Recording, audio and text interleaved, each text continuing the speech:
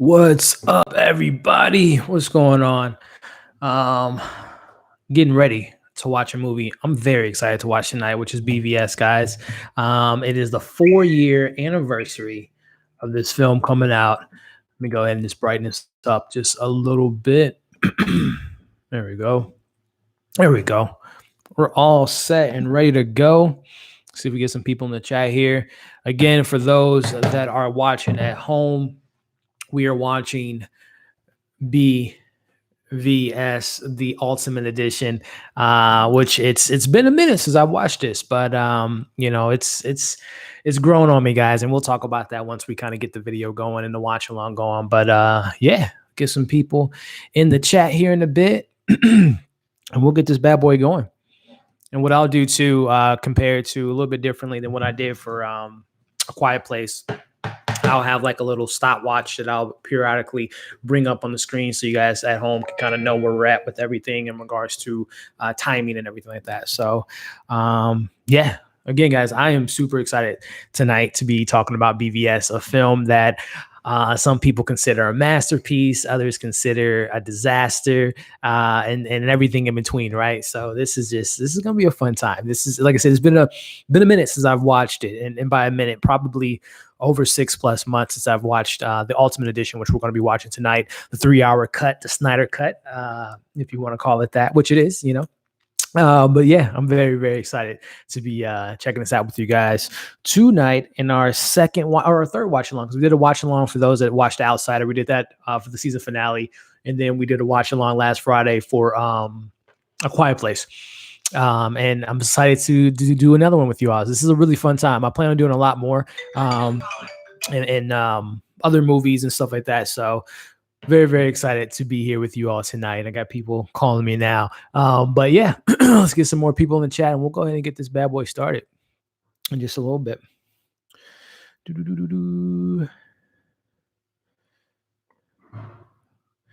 Hold on, I got someone calling me for work. Crazy stuff. Let me go ahead and get it going here in a bit, guys.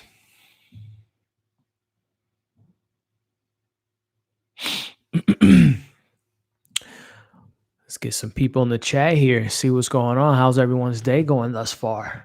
Saying the difference between the base and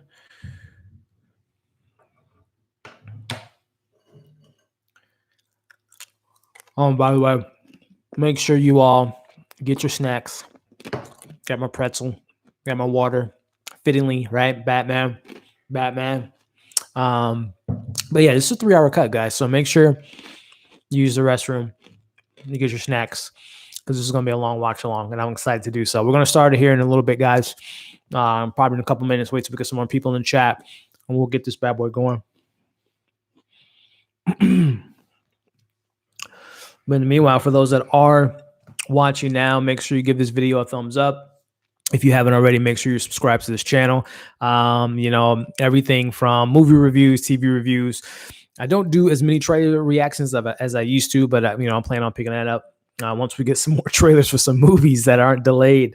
But yeah, trailer reactions, unboxings. The next unboxing I'll probably do will probably be Star Wars: The Rise of Skywalker. Didn't pick up 1917. I'm gonna probably just pick it up a little bit later. Plus, I just didn't feel like going out doing that curbside thing that they're doing with Best Buy, which I think is pretty cool. But yeah, that'll probably be my next giveaway is a Rise of Skywalker. And then we do a lot of other stuff. Like I said, we're gonna be doing more watch alongs on this channel, doing some more lives, especially since we all have time on our hands, or some of us do. Like I still have work. I know a lot of you all also still have work. So, very, very crazy times, but I plan on doing a lot more lives on this channel because I have, like I said, I have a great time talking to you all about movies and TV shows and all that fun stuff. So I would love to, get a poll. I'll probably start doing some more polls regarding what movies you guys would like to see do watch alongs for, or TV shows or whatnot. We got Ozark, which I can't wait for this Friday, and many other things coming down the pipeline as far as shows and movies that we can all watch at home and commentate on and have some fun discussions about. So I'm going to go ahead and cue this up here in a little bit, in about a minute or so. And we're going to get this going. Mr. Rodriguez, love the channel. I appreciate it, man. I really do. Thank you so much for all the support, man. I love that you love the channel because I do it for you all. So I'm glad you're a fan, my friend. Go ahead and cue this up right quick. Get it going on the screen. Come on. Link up.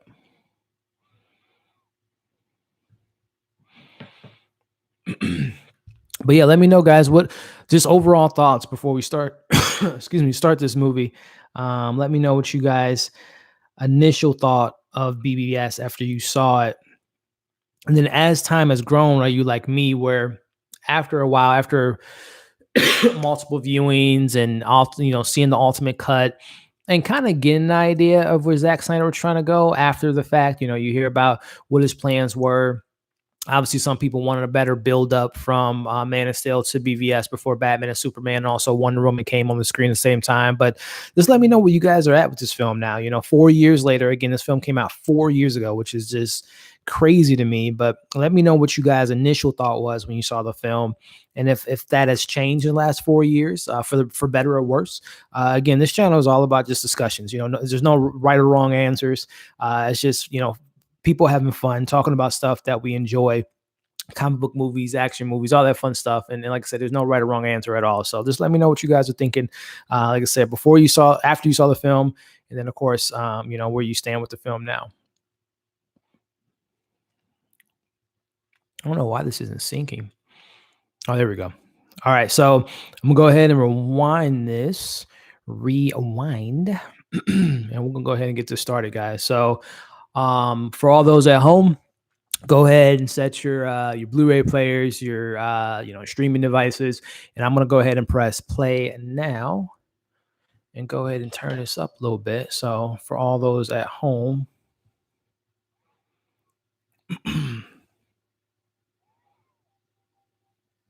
go ahead and put a stopwatch on. Let me go ahead and rewind this a little bit so we can go ahead and make sure you guys are linked up for those that are at home watching this. Come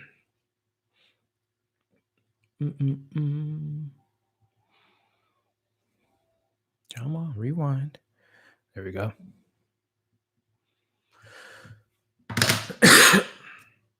All right, so the movie has started, guys. So I'm gonna periodically bring this up so for those that are like tuning in to the chat, you know exactly where we are in the film. So we just started. We're 10 seconds into BVS, the Ultimate Edition.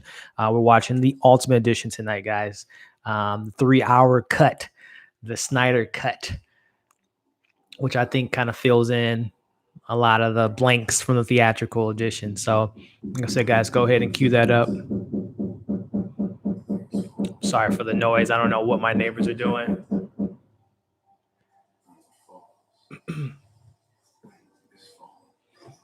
I hope that's the last time we hear that tonight. I don't know what the hell they're doing.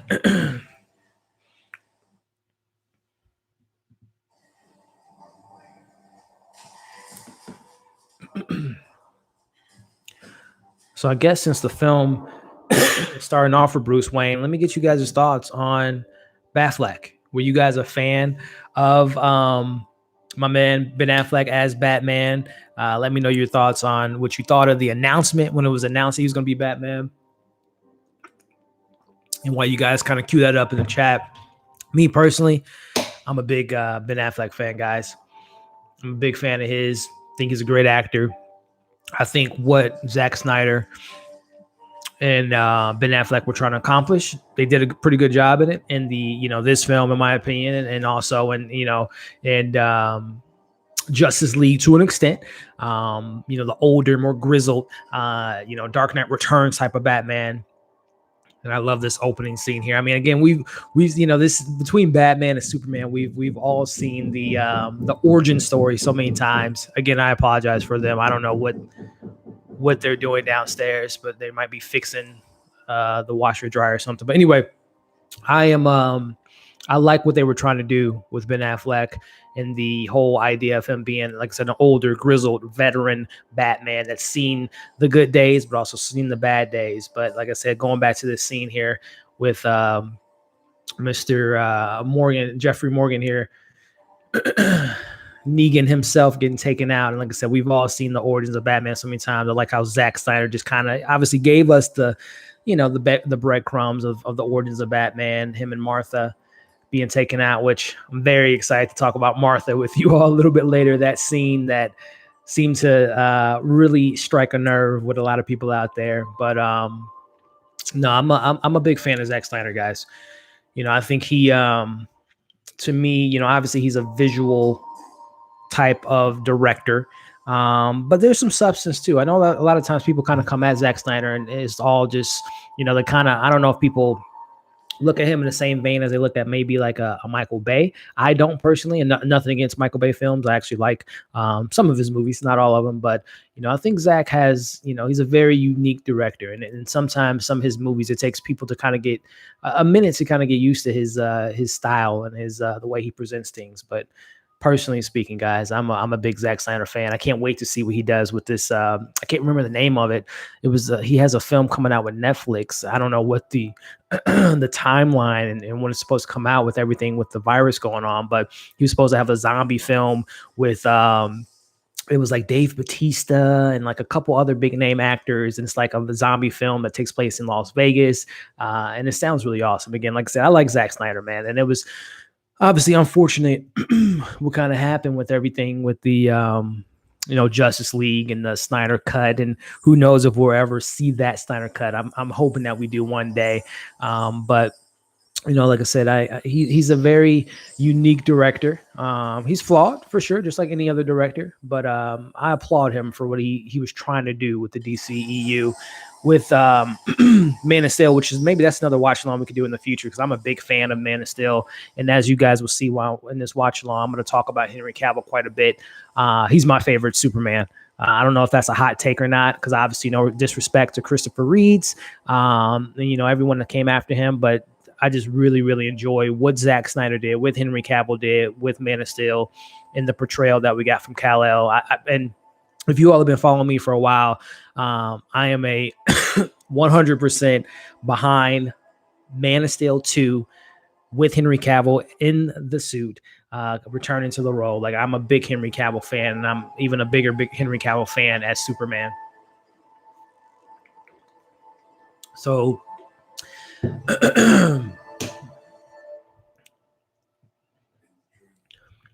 this is a really good opening scene, to kind of cut off the movie, to kind of set up the movie.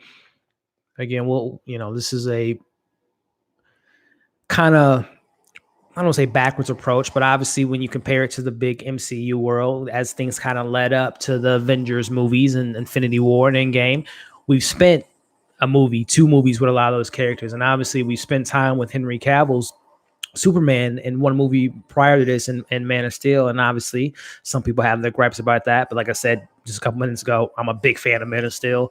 So it was really interesting that they, obviously the second movie in the DCEU introduces Batman versus it being, again, Man of Steel 2, potentially a Batman, Wonder Woman, and then a Justice League. But obviously we know how everything played out. But again, going back to this opening sequence here, I thought it was a pretty cool way to kick off things, because it was just so smart to kind of kick it off in the midst of Superman going against, Zod and Man of Steel, and how everything connected to Bruce Wayne, and how Bruce Wayne had his building went down, and just Jack character, who I assume is pretty close to Bruce Wayne, and probably knew his dad or whatnot, but I thought that was smart as Zack Snyder kind of introduced it that way, that it shows that Batman, why he has this vengeance towards Superman. Because again, we didn't get any previous movies with them interacting besides this one here. So it was a nice radioactive way of kind of introducing the planting the seeds on what is causing this anger from Batman to Superman. So I like this scene a lot.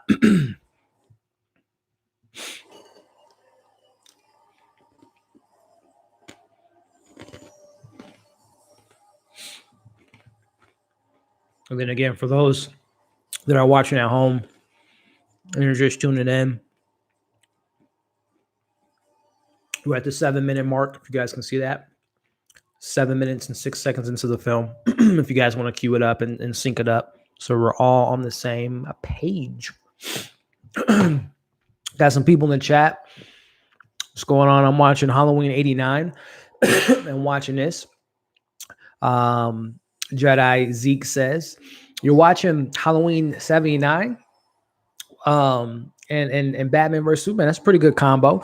And I assume you meant Halloween, maybe '89 or '78, because that was when the original came out. But yeah, that's a good combo. That's maybe a nice little watch that we can do. We watched Quiet Place last Friday, but we can watch another horror film sometime soon for a watch along. But that's a nice little combo, Zeke.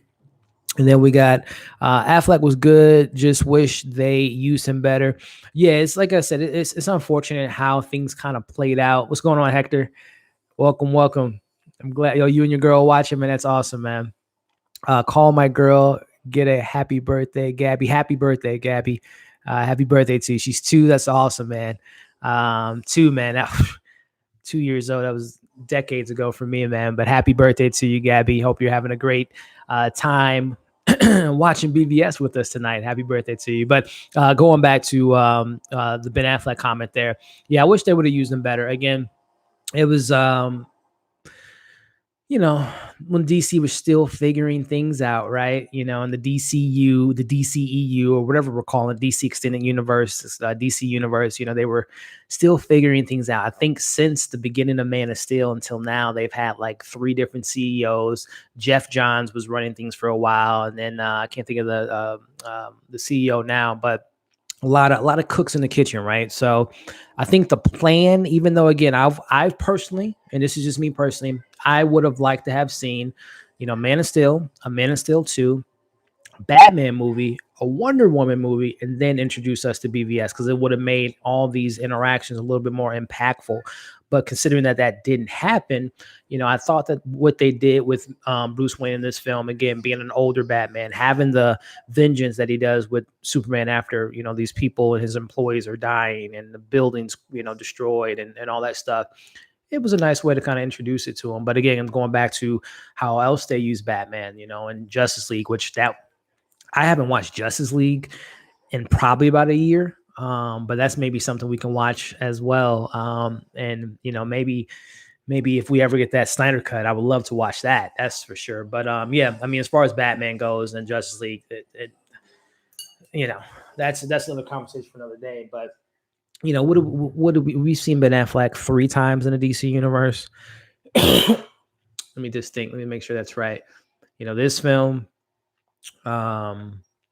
Suicide Squad, the brief cameo that we got with him in the middle of the movie, as well as the end with Amanda Waller, and Justice League. And then he wasn't in Wonder Woman. They referenced him and obviously the picture and everything. But I love this. I love this moment here, dude. Like, I'm serious. Like, Ben Affleck is such a great actor. For those that haven't seen The Way Back, which I reviewed on this channel, that's a really good film, which I think is available to stream or to rent. Available now. If you guys haven't seen The Way Back, Ben Affleck, I think I haven't forgotten, but I think some people have forgotten how great of an actor he is, due to obviously personal reasons and everything with the rehab and obviously, everything that went down with Batman and everything. But he's such a great actor, and he's so great in The Way Back. And going back to his performance in this, just the look in his eyes when he sees Zod and Superman going through the buildings, you could just feel the anger. And speaking, just going back to that scene there, and I mentioned in my post earlier, for those that follow me on Instagram, this was one of my most anticipated movies, like comic book movies in general, like of all time. If you guys remember that trailer that they played at Comic-Con, was it 2014 or 2015? Say what you will about how the final product came out. The hype for this movie was like on another level, in my opinion. Such a great job. And I just remember that trailer with Alfred talking in the background about the, I can't even think of the lines, but when Ben Affleck, Bruce Wayne is looking at his suit, and obviously the scene that we'll look at a little bit later here when he's looking at his Robin suit that had the haha and everything from Jared Leto's Joker. It was such a great trailer. But Yeah, I'm a big going back to the question here about how they use Ben Affleck. I wish obviously he would have got his own film,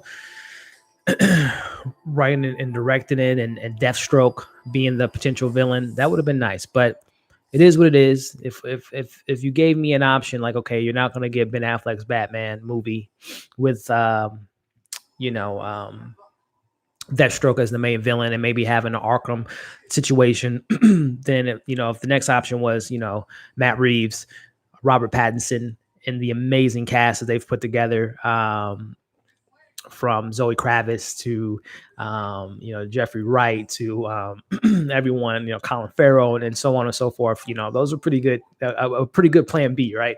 So I'm really excited to see what they do with that Batman. But I don't know why the hell my internet keeps like cutting in and out. Keep pressing play and pause.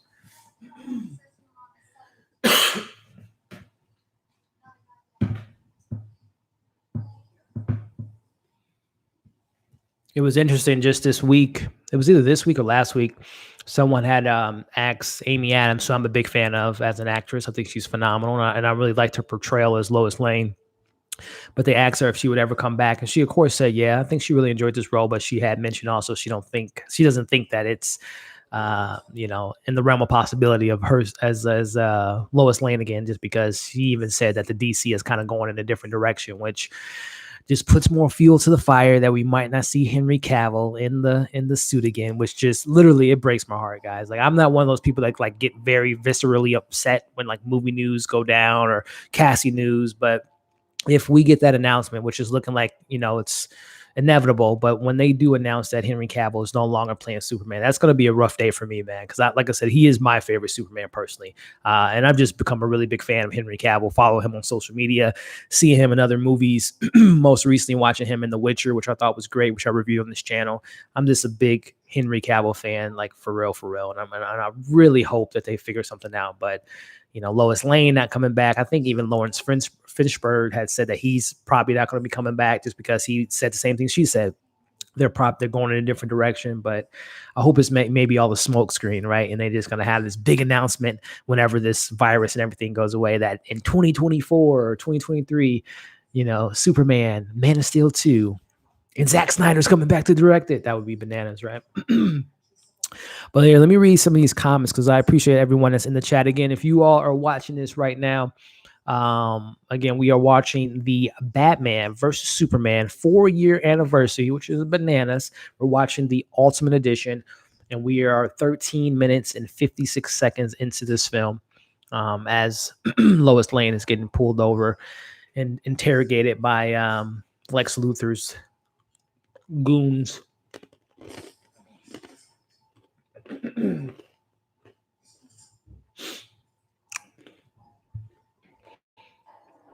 Yeah, we'll talk about all the good, the bad, and the ugly with this movie. Again, I've grown to appreciate this film as the years have gone by. But this is a very, very unique opening to the film, or an approach to the whole angle, this whole twist of the plot, that this was all set up by Lex Luthor, and that he was in on this the whole time.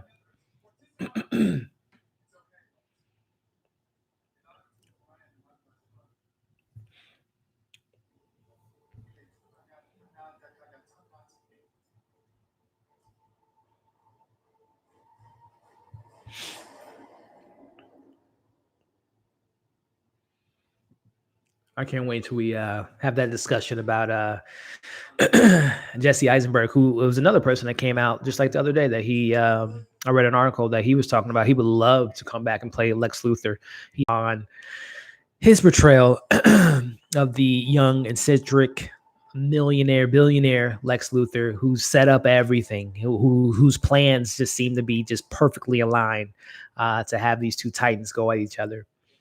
But I would love to know when we get to, obviously when we get to more Jesse Eisenberg scenes, I would love to know what you guys thought about his performance. And if you, I don't think it would ever happen based on, again, Amy Adams' comments and everyone that's been a part of the Man of Steel movies, that they don't know if they'll be back. But I would love to know if you guys would like to see Jesse Eisenberg come back and play Lex Luthor.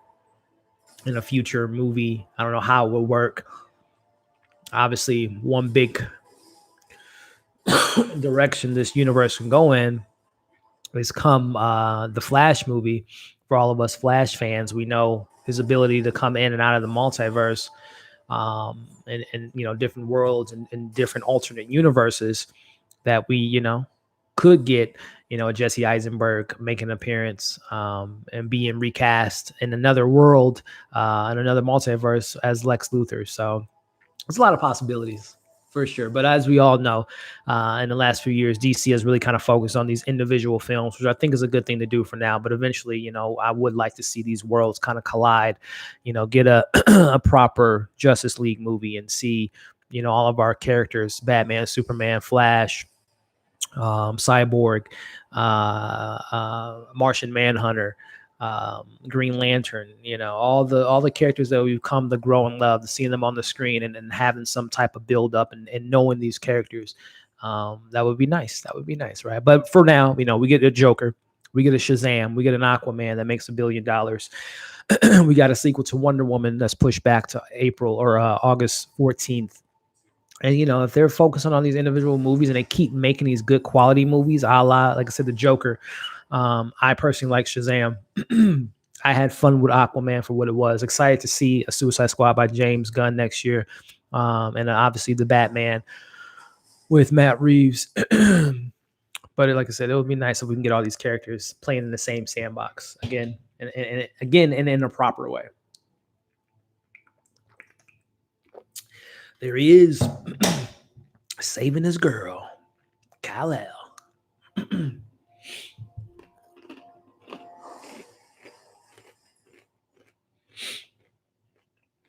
I mean, if Superman just grabbed him and pushed him through the walls, I would imagine his body is just like decimated, right?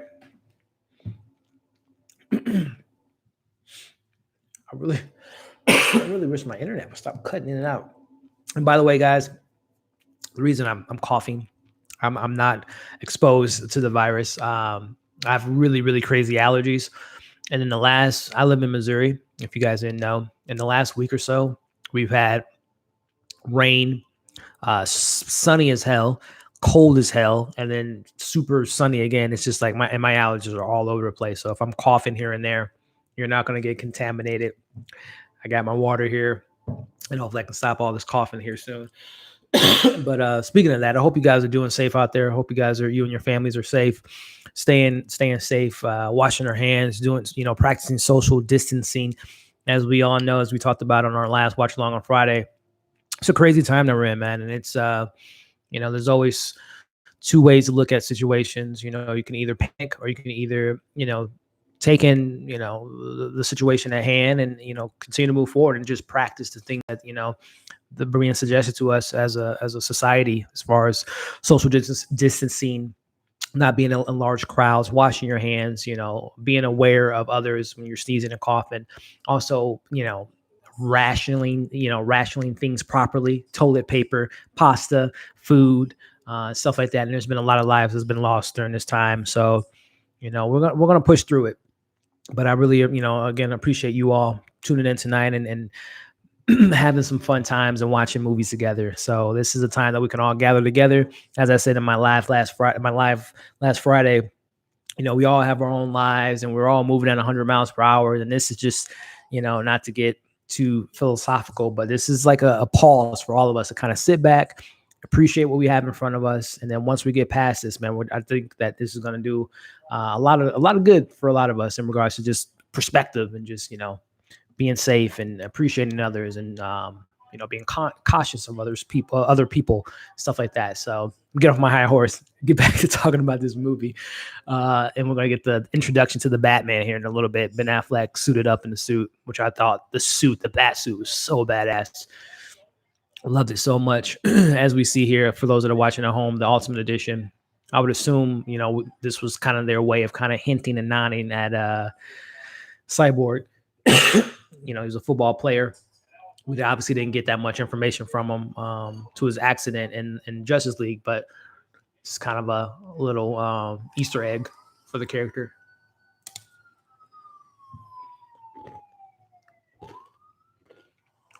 The End of the Nile.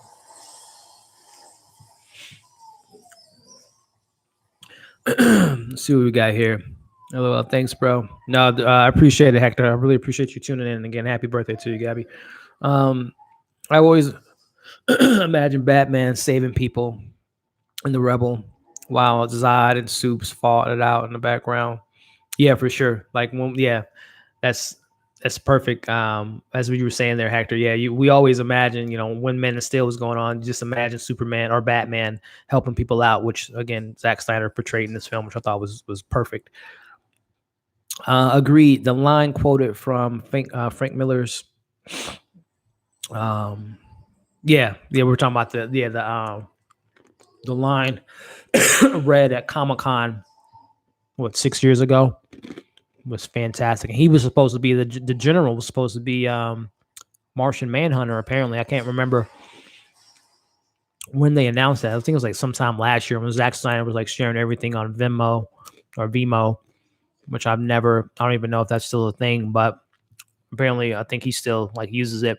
But I remember he like announced that the general in this film was supposed to be revealed to be the Martian Manhunter, which would have been cool. Get that reveal somewhere down the line. And I love, again, we'll talk about the killings and everything that Batman did, but I love the idea of the symbol, right? In this film, how he's a boogeyman type of figure. He's the guy you don't want to run into in the dark alley. And I love that kind of that idea, how people portray Batman in this particular universe, being Batman for 20 plus years, and the the um, the name that he's built in Gotham and the fear that he puts in all his victims. I thought that was pretty brilliant. BVS was the first ever movie I fell asleep while in the cinema. Well, I'm sorry to hear that. I personally have never fallen asleep in the film. I've gotten close.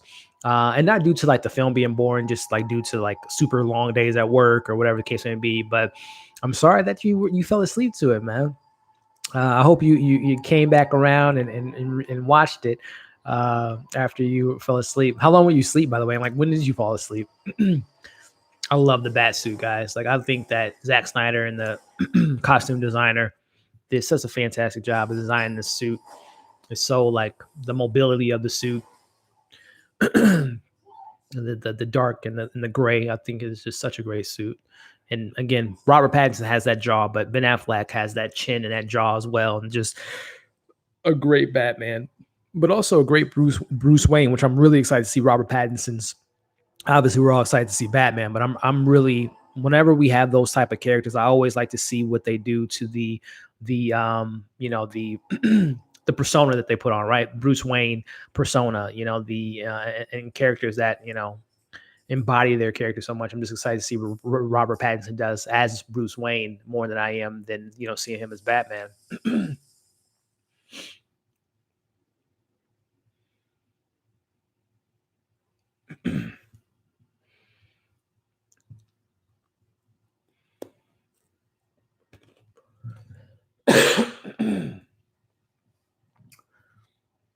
Comic-Con. Wouldn't make sense that Cavill is out if they're moving forward with the Flashpoint movie. Wouldn't make sense that. Yeah, I hope you're right, man. I really hope that they can figure a way out to put Henry Cavill back in the mix. And I think a great place to kind of put him back into the mix would be obviously a Shazam 2, but also depending on how, production works out with Black Adam with The Rock. For those that are familiar with it, The Rock or I should say Black Adam, the Shazam, and the Superman have a lot of, connective tissues that I would like to see maybe Superman. Again, we got a hint at that in the end of Shazam for those that haven't seen it. Spoiler alert. It wasn't Henry Cavill's Superman, but it was alluded to be in that Superman because it was the same suit that Zack Snyder had presented in his film. So I would love to see Henry Cavill back. That's like my dream, moving forward with the DC universes. Yes, I'm all down for these individual films, tying them in together eventually, but Superman, Henry Cavill, I hope they figure it out.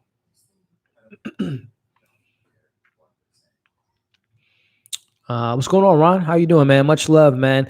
It's good to have these moments. And you're right, the suit is pretty dope. And that's not forget about the sweet score in this film. Yeah, the score by Hans Zimmer, man, in this movie. I mean, in all movies, Hans Zimmer is a legend. He's a goat in my opinion. But yeah, the score in this movie is just so well done, right? Obviously the Superman theme that he created for Man of Steel was fantastic. Batman's theme, I think, is incredible. Wonder Woman's theme is just so badass. And then obviously everything else they implement in this film. This is a brilliant score. It's so right, Ron. Couldn't agree more, man.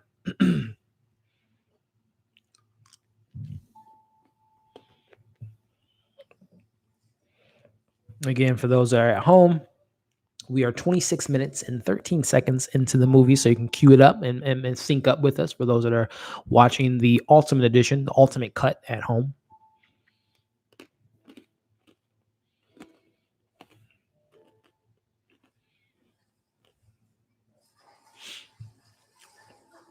Is it me, man? As we see Clark get into the tub, when people do stuff like that, like, dude, you're messing up your clothes, man. Or is it just me?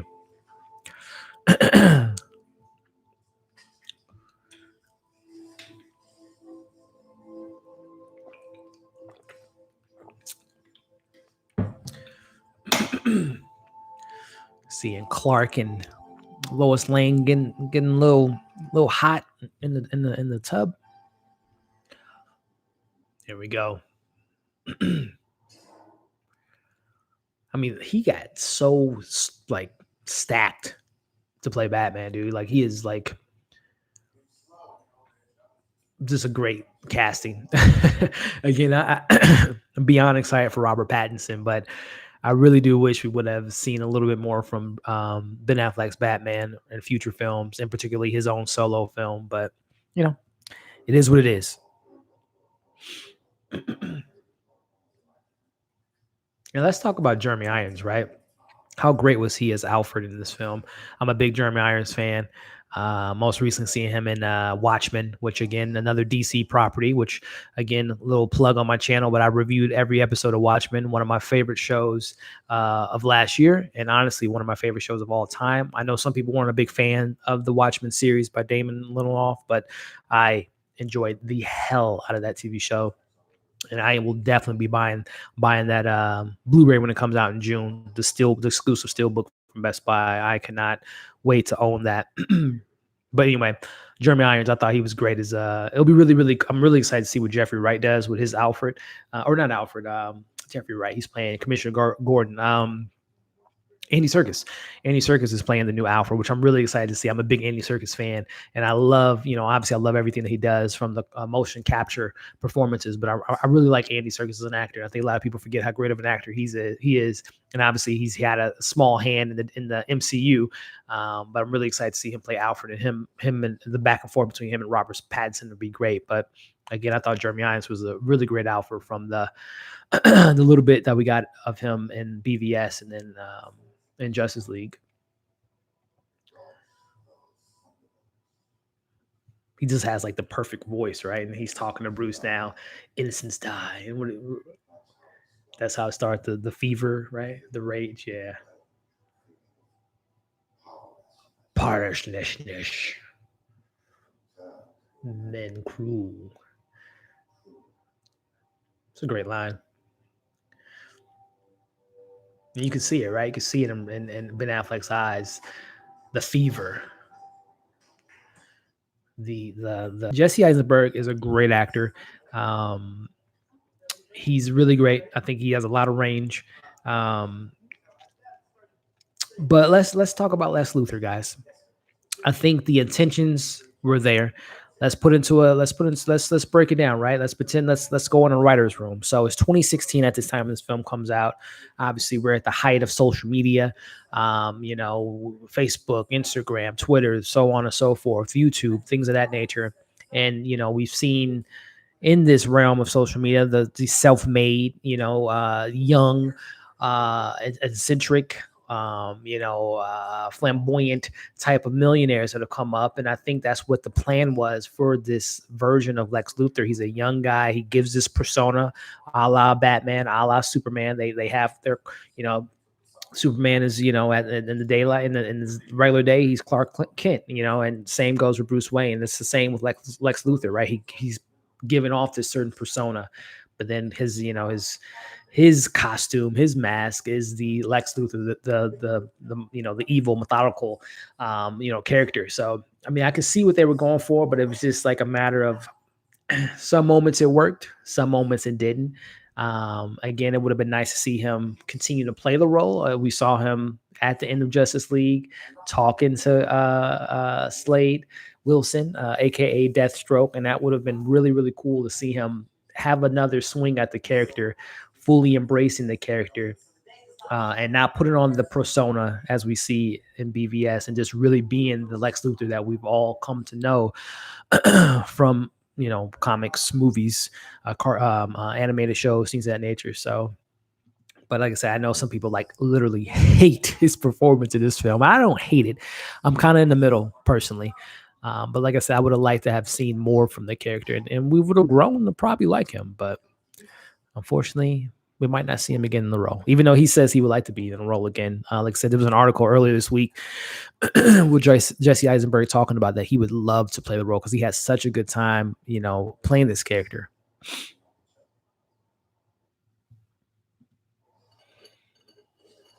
Kind of brings him back to the going back to the social network and playing like the creator of Facebook. Kind of has a little bit of that in this particular role.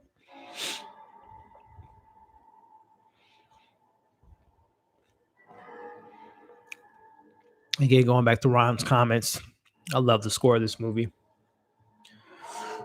So excited to see Hans Zimmer score for Dune that's supposed to come out later this year with Denis Villeneuve, who's my favorite director in Hollywood. But I love Hans Zimmer score in this movie.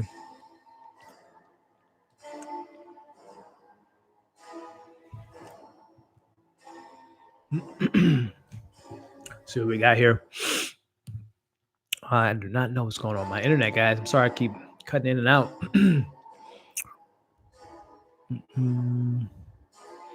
Ron says, "Oh, yes, exactly." Superman and Lois Lane making a goddamn mess. He was just silly and goofy, and I laughed my butt off with his performance.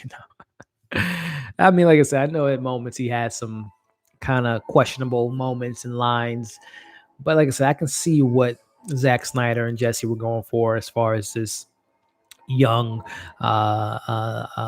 social media in the era of social media type of character, and how how a Lex Luthor would be in today's society. He would be this billionaire on Instagram and Twitter and maybe doing TikToks, right? And thinking that he portrays himself in a certain light, but behind the scenes, he's doing all this evil stuff and trying to destroy the world or take over the world, or cause hysteria across the world. But like I said, I know this performance doesn't work for everybody. And the seeds are there, right? Because I know a lot of people complain about as someone mentioned earlier in chat, they fell asleep in the film. It's a slow burn, right? We obviously didn't get it's not as like a crazy amount of action into maybe the second half of the film and into the third act for sure.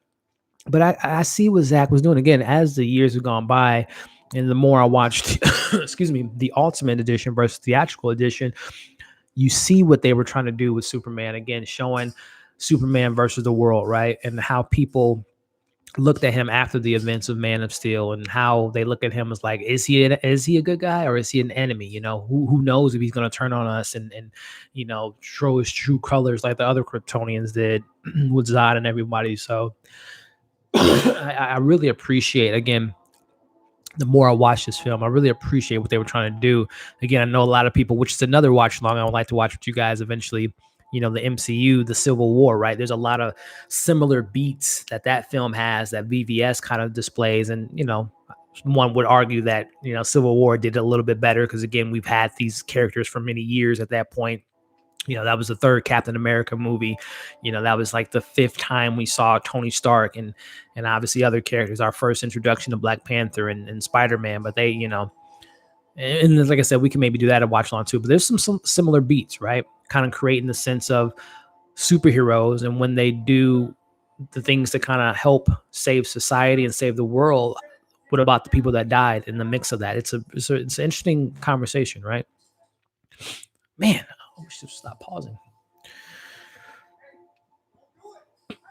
Excuse me.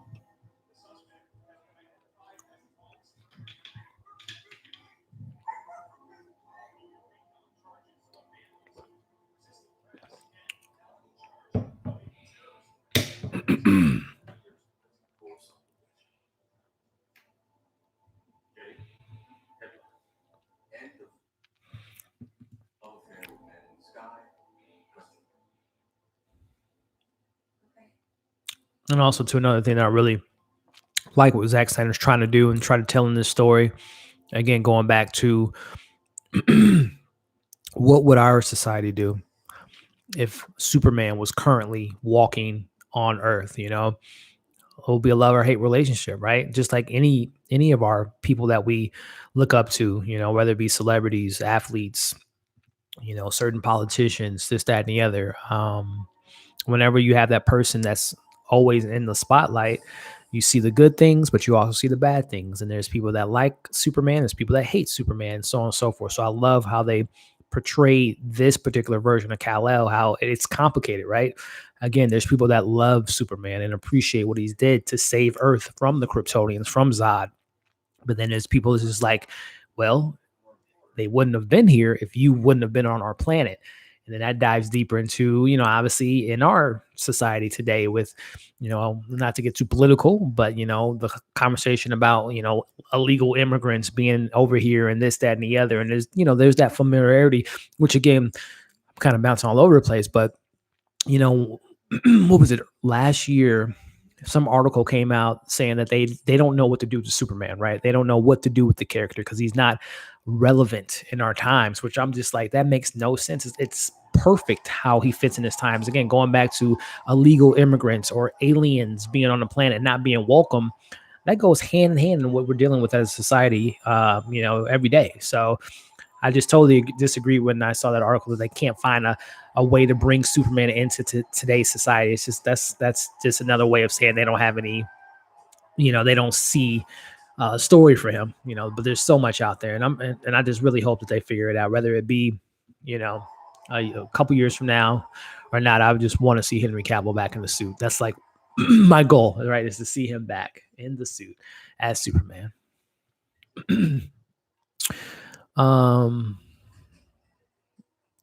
I was hoping for Bryan Cranston as Luke. Yeah. A lot of people, me being one of them, I would have loved to see Bryan Cranston as Lex Luthor.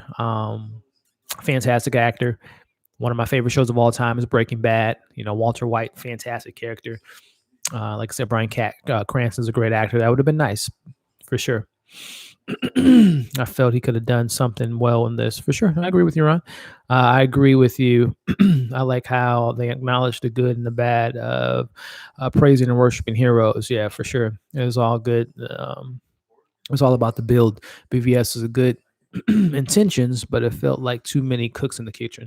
Yeah, or maybe yeah, with obviously the theatrical cut versus the ultimate cut, and how the studio kind of told Zack Snyder to cut some scenes out. And obviously, like I said, we like I talked about earlier, we know what happened with Justice League. Excuse me. Again, these are only allergies, guys. Only allergies.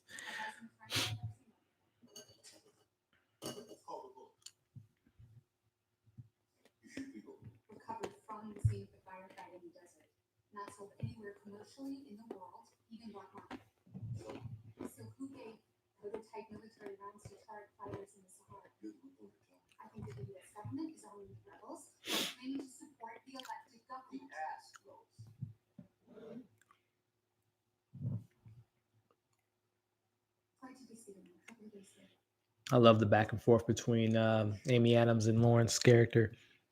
I really hope that we get to see them maybe in the future. And again, I don't think things aren't looking that way, but really wish we would have got a Man of Steel 2 with this cast.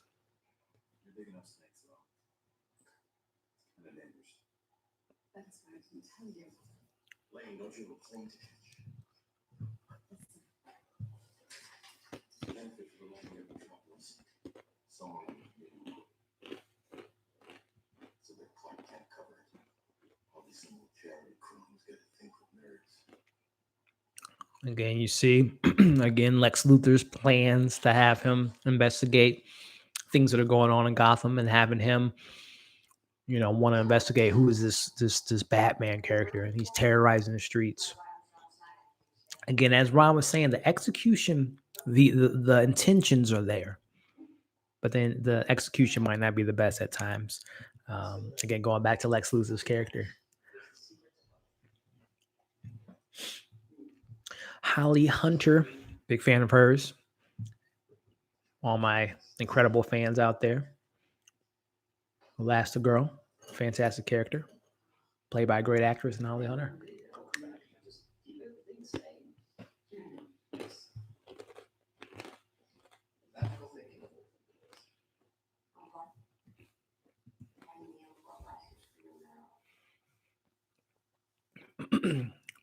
That would have been a cool cameo, right? If Elastigirl suited up with Batman, Superman, Wonder Woman at the end to go against blanking on his name right now.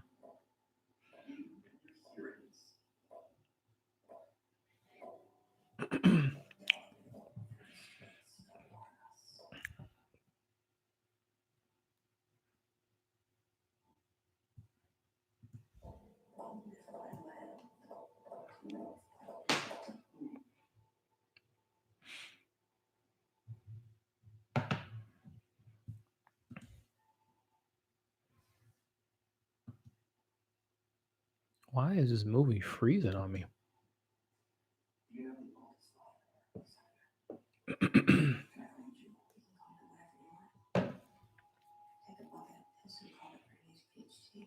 Yeah, we know that line comes back to bite her in the ass later on.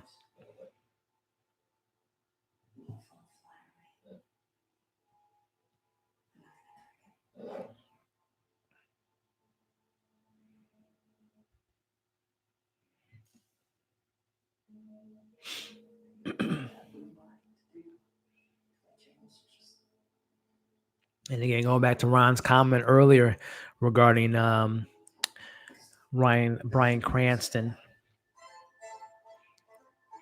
who knows if that was his dad, and that could have been going back to the Flash, maybe seeing Lex's dad, Lex Luthor Senior.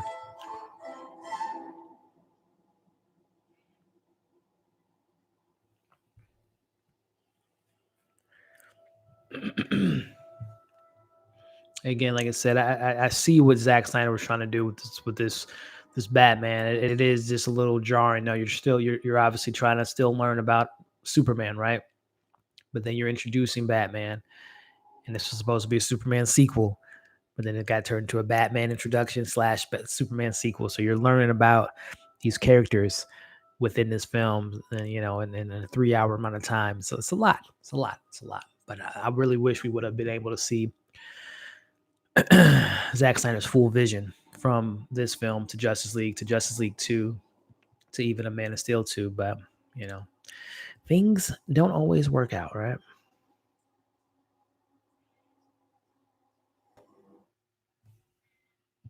I really wish I could figure out why this keeps stopping. every like 2 minutes.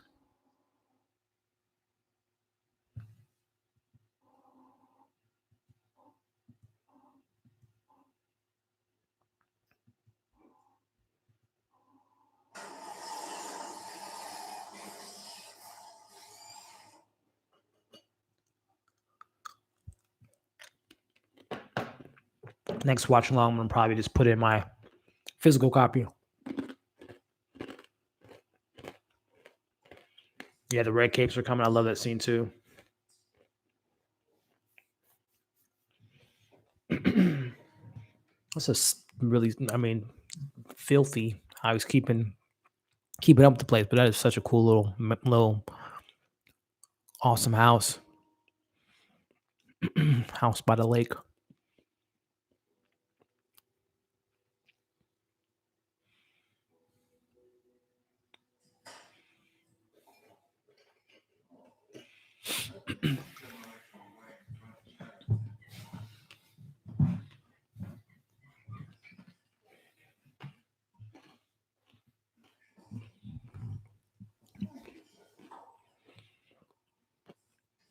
So much to take in. There's only so much time you can put on the screen before everything starts getting confusing and mushed together. Yeah, I hear you. I agree. And there's definitely a lot, there's that going on in this for sure. Again, let's just kind of think about it.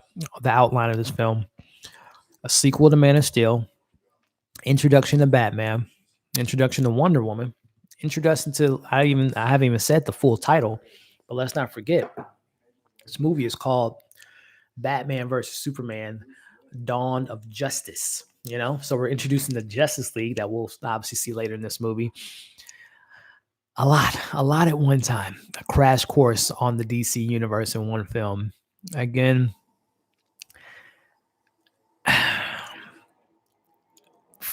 if you think about all that stuff that Zack Snyder had to do in this film, and yes, as Ryan just said, it gets confusing, gets mashed up, but I think he did a solid job for what he was given. Again, this film is flawed without a doubt, but for all the stuff that he presented, which I would have loved, that got more of this. Right now, you're seeing the Joker writings on Robin's suit, who I believe it was confirmed to be Todd's suit there. We never really got in a scene as we see butt ass naked Batman.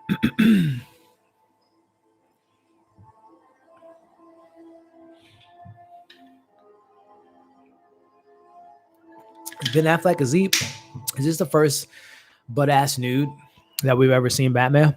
I think that's the first, guys. Ben Affleck's the first badass that we've seen in the franchise. He can go down in history as the first badass that we've seen in the DC EU. It's a great accomplishment. What's going on, Connor? What's up, man? How we doing tonight, man? I gotta say, this is a solid but flawed film. I couldn't agree with you more, my friend. I think the main issue is having them team up. Cramming should have just been BVS. Yeah, I hear you, man. The score is fantastic, though. Yeah, that's what we were talking about a little bit earlier, Connor. Me and Ron were talking about the score of Hans Zimmer. Oh, there she is. There she is. Listen, Gal Gadot seems to be a very intelligent woman, a kind-hearted woman. I know some people bashed her about the whole Imagine song or that she did last week with those celebrities. Seems to be very generous, like I said, smart. But man, she is one of the most beautiful women that I've seen. Like, she's just so amazingly gorgeous, and she is perfect for Wonder Woman. I remember going back to casting, we talked about Jesse Eisenberg, and we'll continue to have conversations about Jesse Eisenberg in this film. But something, regardless of how some of these comic book films play out, DC, MCU, and particularly with DC, I think there's two things I think DCU, and not to compare and contrast or whatnot, but just having a little debate, little conversation, and let me know what you guys think in the chat. If there's one thing or a couple things that I think DC has done slightly better job, if I'm being honest, the score. I think the scores in all the DC films thus far have been better than the MCU, if I'm being honest. Minus maybe Alan's score for Avengers and Captain America's score and Black Panther.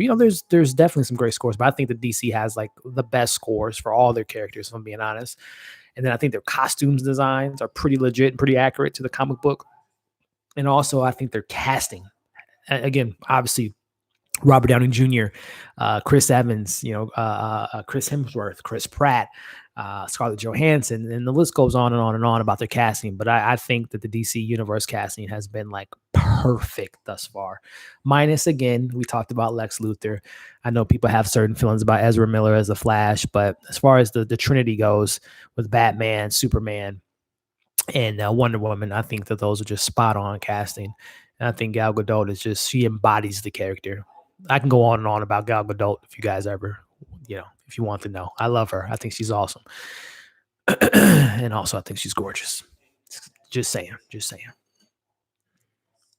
Well, I mean, that's pretty obvious, right? See, this is, again, he shows a certain persona, but then he gets in his own head, right? He's rattled. He's kind of wacky. He's kind of loony to the public eye. He's a mystery. Talking about Lex Luthor.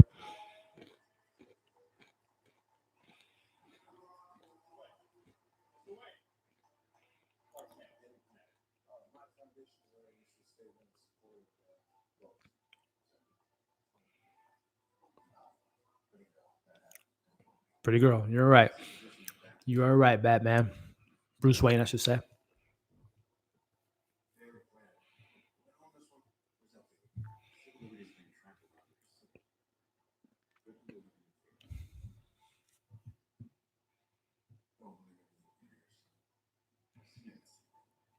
What's the age difference?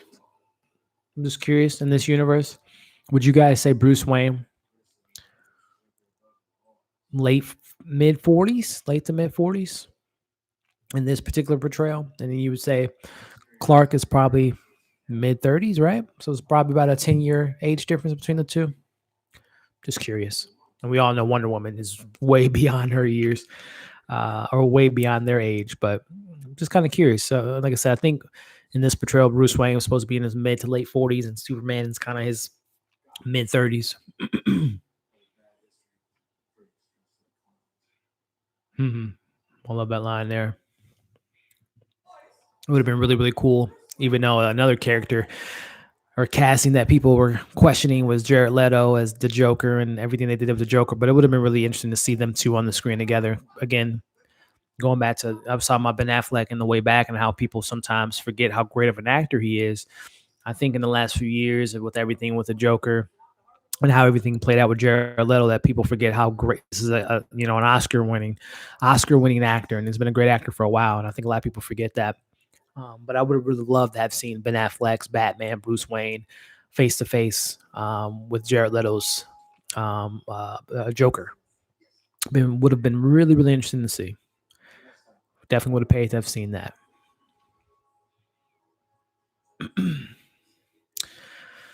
Man, I might have drunk too much water. I gotta go to the bathroom.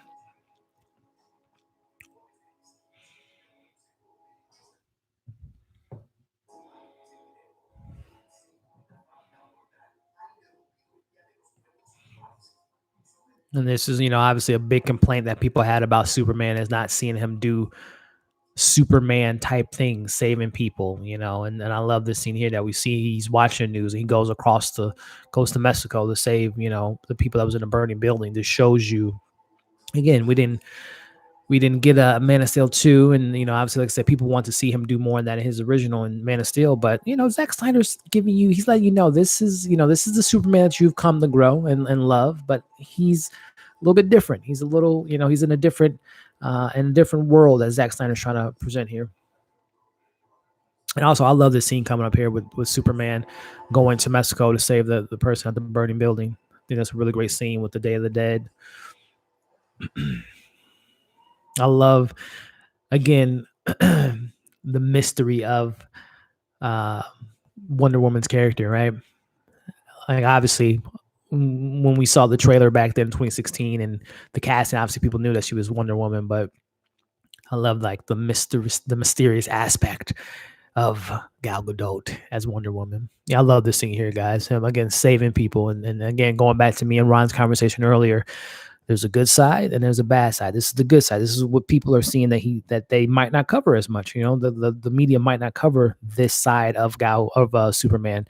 Going back to our conversations about how media portrays certain celebrities, politicians or athletes. You know, we see they talk about all the bad that they do, and sticking into this film. You know, they show Superman and Zod fighting each other in the Metropolis, but is the media covering him saving the woman out of the burning building? Does they show him saving this crew that was this ship that maybe sank? And I love that Zack Snyder puts that in there as they're talking about. This is perfect right here. They're talking about everything about the bad of Superman and how they show he's a powerful figure and how he might use his powers for bad, but then you don't see what he's doing across the world. I love that. Again, it would have been nice to maybe get this as, again, going back to too many cooks in the kitchen conversation that we had, Connor and Ron brought up in regards to the message and the intentions are there, right? This would have been a great sequel to Man of Steel, touching on this element, picking up right after Man of Steel and what happened with Metropolis. But then, like I said, as we mentioned earlier, you're throwing in Superman, you're throwing in Wonder Woman, you're throwing in the Justice League, Lex Luthor. What is the villain? I can't think of the villain in the name of this movie. At the end of the movie, is it goddamn? I'm gonna say Grodd. It's not Grodd. Doom, or I don't know why I can't think of his name right now. It's pissed me off. But I can't think of his name. But anyway, yeah, it's so much that they're trying to introduce, but the foundation's there. It's just that what they built on the foundation, there's a broken window here and there. The doors don't open and close properly. The AC isn't working good, but it's a good foundation,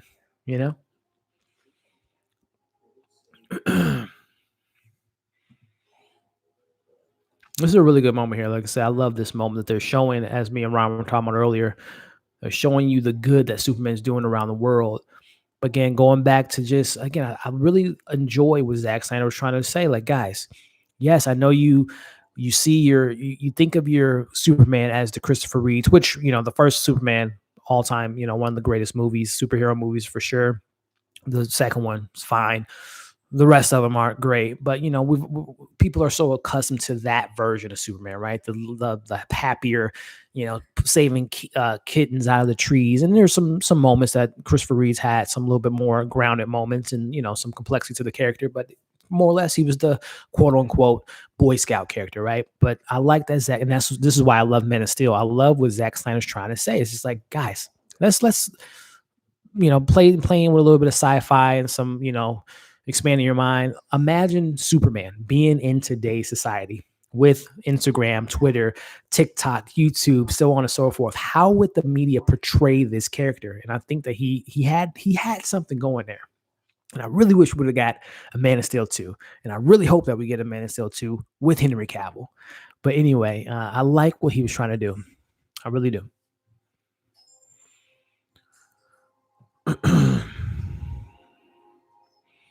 And this character here was supposed to be, people were speculating, potentially a Batgirl.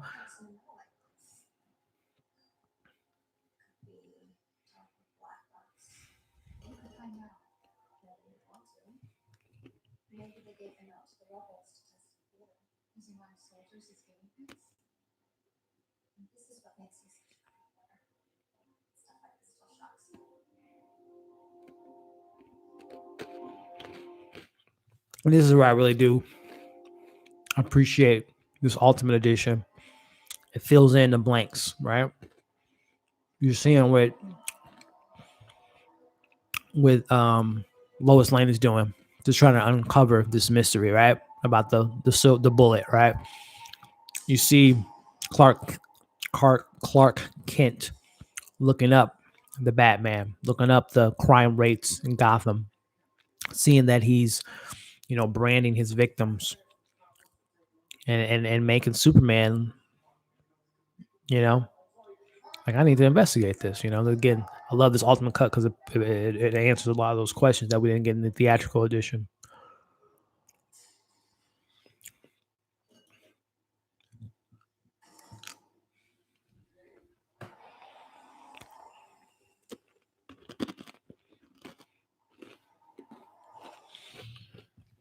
Guys, let me know in the comments. Would I be a bad host if I just ran to the restroom right quick? I went to the restroom before I started the stream. As I say stream, I really gotta go to the bathroom.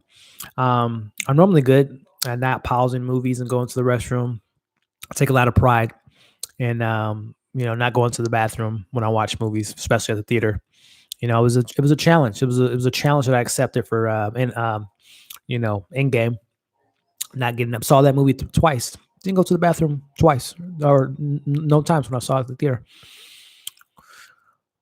So I'm trying to hold it in, but I don't want to be a bad host. I don't want to let you guys just kind of look at the back of this while I'm gone, but I might have to go to the bathroom. And I think this is a good moment to go to the bathroom. So I might be back, guys. I'll be back. I gotta go to the bathroom. Be right back.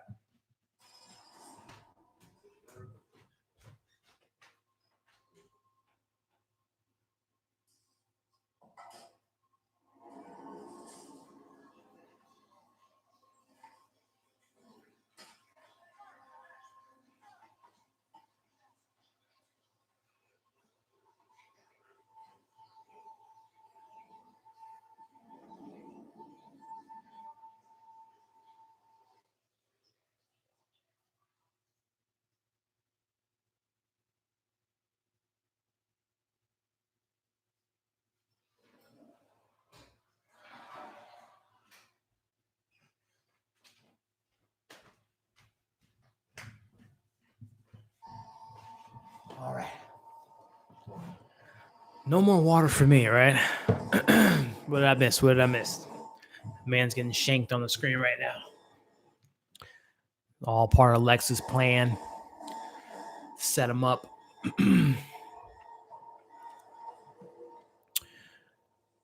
Take one for the team. What's going on? What's going on?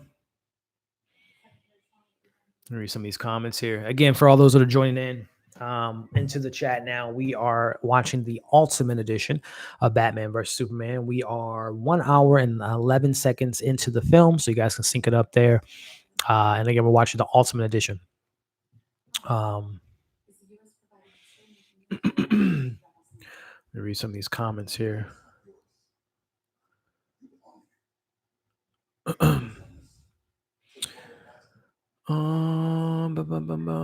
Gotta pull the film up right now. Wait, hold on. Score is fantastic. We talked about that. Ron said, I would love to have seen that, especially when what we know about Jason Todd and how it affected Bruce, and also Wright, Irons, and Ben chemistry is very solid. Yeah, I agree with you, man. Like I said, we were talking about it a little bit earlier. Jeremy Irons is a fantastic actor, and I thought he was really great in the role. But I'm really excited to see what Andy Serkis does with with Alfred. Gonna pull up the film right now. Love Gal Gadot's Wonder Woman.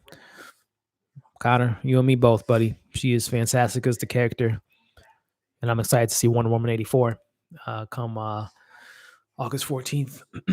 Again, 1 hour, 1 minute, and 13 seconds into the film for those that are catching up at home and we're watching the Ultimate Edition.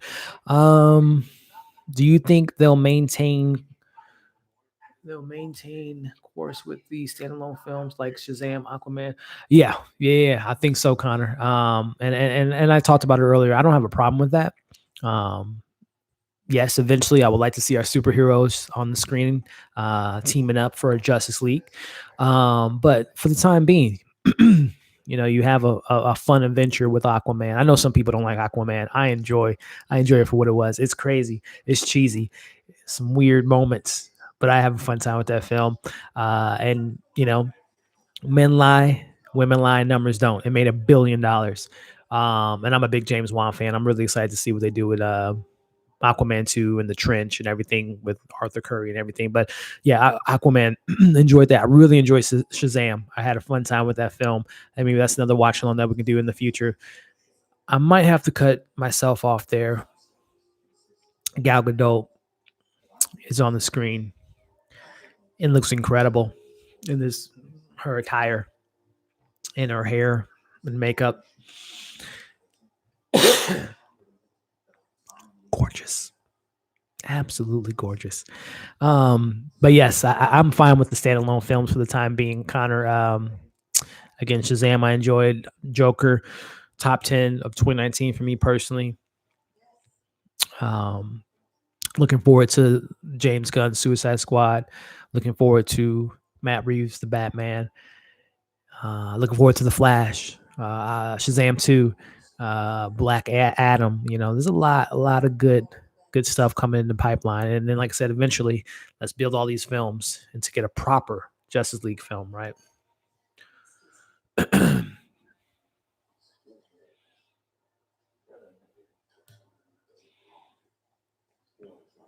It would have been nice to see them on the screen a little bit more outside of this film and obviously Justice League. um, I'm not afraid to admit that I wasn't sold on Gal as Wonder Woman at first, but I can admit that I was wrong. She did a fantastic job. Yeah, yeah, she did. She's great, and I'm right there with you, Ron. I think a lot of us, you know, we thought of Gal Gadot from um, Fast Four, and then obviously Fast Five and Fast Six when they killed off the character. But hell, with Han being back, wouldn't that be something, right? I mean, having Gal Gadot's character come back in a Fast and Furious film, as big as an actress as she is now, in regards to being Wonder Woman, that would be awesome. But either way, yeah, you know, we all had our reservations with Gal and the character. I mean, this is such an iconic character, such a beloved character, and we all want to see the best out of these superhero characters that we grew up with as kids and still love to this very date. So yeah, there was definitely some, you know, some uncertainty for me personally, but like you just mentioned, she's here's the scene, right? The Flash scene, but yeah, she's great in the role. This was a scene that I remember being in the theater like, what the what was that? Why is the Flash telling him like what? But going back to our conversation, guys, the nightmare scene is great. It looks visually stunning and everything that's presented in the scene here. A great scene. But the placement of this scene and again, Zack Snyder, again, one more thing to put on the list. Oh, Zack Snyder, can you set up, you know, Dark Side? Can you set up Apocalypse? Can you set that up in that film? Just go ahead and just throw that in there. So there's so much I was given upon him having an Omega sign. Like people that don't know the comments are like, "What the what Mad Max? What is going on?" Did they, you know, when you're at the theater, did something happen to the projection? That or is it skipping ahead? Like, how did we get here? Right? But this again, this visually speaking, this is an awesome, badass scene. I love it. It's just a placement, and what does it all mean? Obviously, we know how Justice League was going to play out in the sequel. This was supposed to plant the seeds for Dark Side. You know, I love the Ben Affleck desert suit costume. So awesome.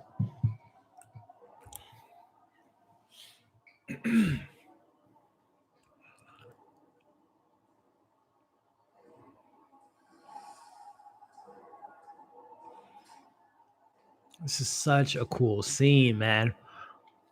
I would have loved to have spent an hour and a half in this world. You know, in Apocalypse, the world's being ran, being taken over by Apocalypse and the parademons. That would have been so cool to see. This kind of Mad Max, Fury Road meets Batman, future movie. Such a cool.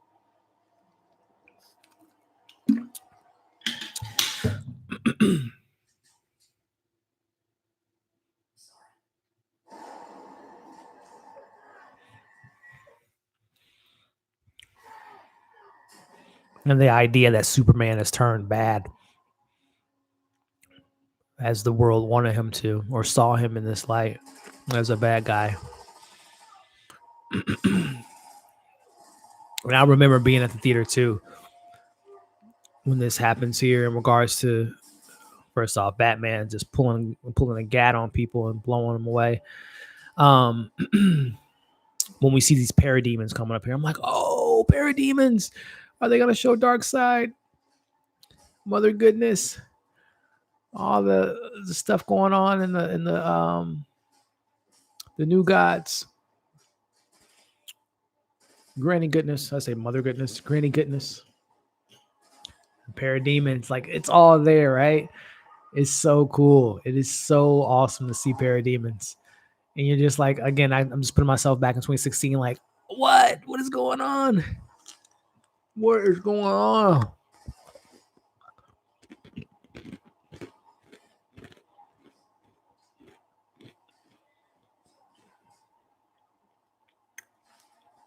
Look at Batman, still kicking ass, even though he got like super outnumbered.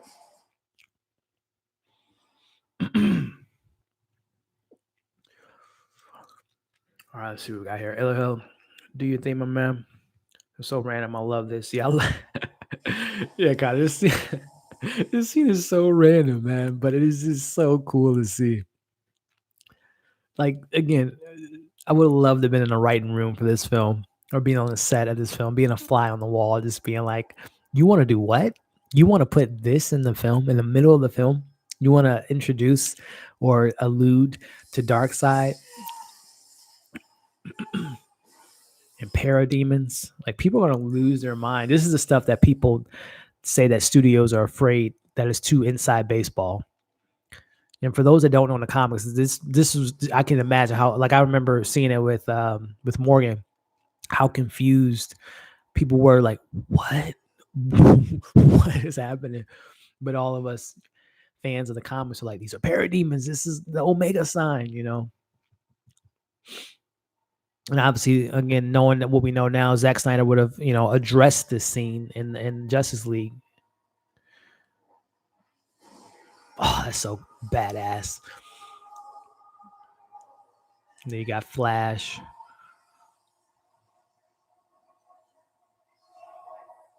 She's the key. I mean, this is the type of batshit crazy stuff that you're confused as hell about, but it's just like, and it doesn't make sense to put it in the film at this point in time, but this is the stuff that I love about Zack Snyder, man. I know he's not the most beloved director, but the guy definitely, is crazy, and I love him for it.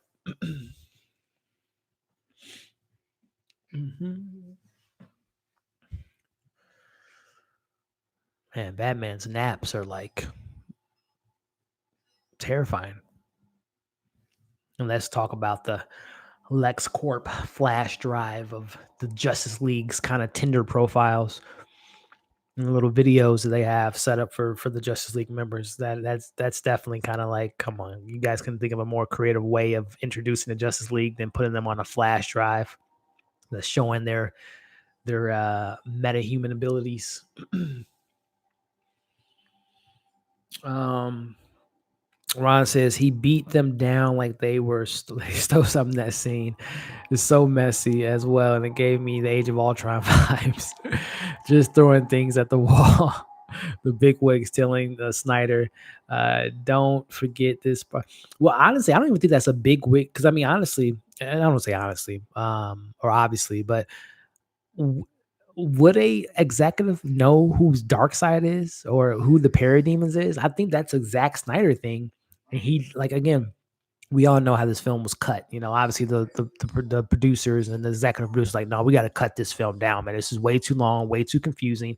But then there are some things that Zack Snyder was able to throw in. I think that again, so random, but I think that's a Zack Snyder moment there, an introduction to the Parademons. I don't think that, again, I don't want to assume, but I don't think a big wig executive wouldn't know such a deep cut like that, to have the Omega sign, to have parademons, to have, this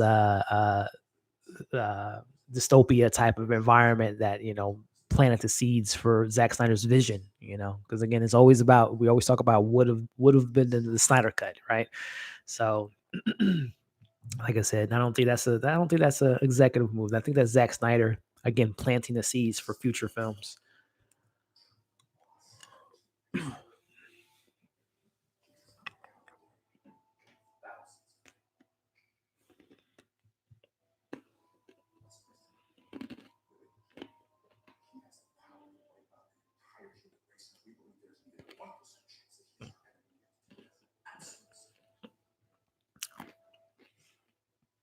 Playing devil's advocate. I hear what you're saying, Bruce. I mean, you know, as they say about Batman and Joker, Joker just had one bad day, and the switch flipped, right? And the same could have went for Batman. After his parents were killed in front of him, he could have went that route, right? And I hear what Bruce is saying. All it takes is Superman, as they showed in that scene, to have one bad day, kill his heart, kill his love, Lois Lane. He can just flip. He can destroy humanity as we know it. I hear what you're saying, Bruce. I hear what you're saying, my friend. But you gotta know the guy first, right? You can't just assume that he's this world-ending Kryptonian. Again, as we see, this was going back to the Ultimate Cut. We didn't get this at the theatrical cut. Seeing Clark doing his job at the Daily, looking up on the leads, figuring out what happened to the guy that was branded by Batman, showing his, him as a reporter. Man, I really wish this film would stop pausing. I'm trying to figure out why it's doing that. Again, next watch along, I'm going to watch the physical copy and not the digital copy for all my collectors out there.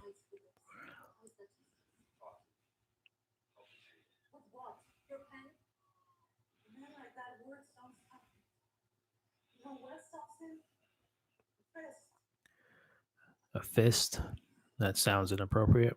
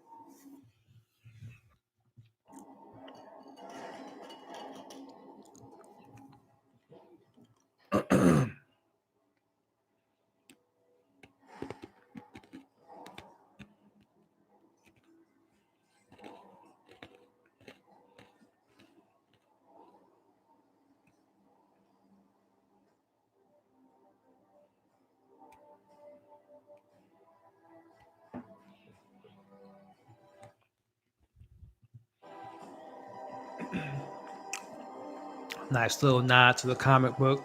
I don't know what edition this was, but it's a famous shot of Batman with the rifle. It's a couple shots that Zack Snyder brought to life from the comics to the big screen, and this was one of them.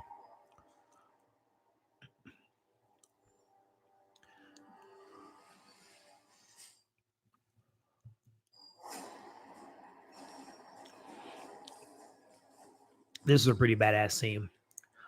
And we all know the most badass scene in the film, in my opinion, is the warehouse scene. One of my favorite fight sequences in any superhero movie. Just seeing the pure brutality and the fighting skills of this particular Batman. But this was the big debate, right? When we saw this film, like, this motherfucker's killing people, like flat out killing people. Like, this guy's dead. You're dead, bro.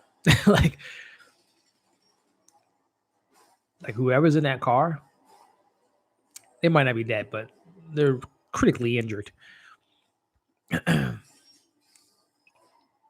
Yeah, I forgot. Yeah, he drags the car. Yeah, they're dead for sure.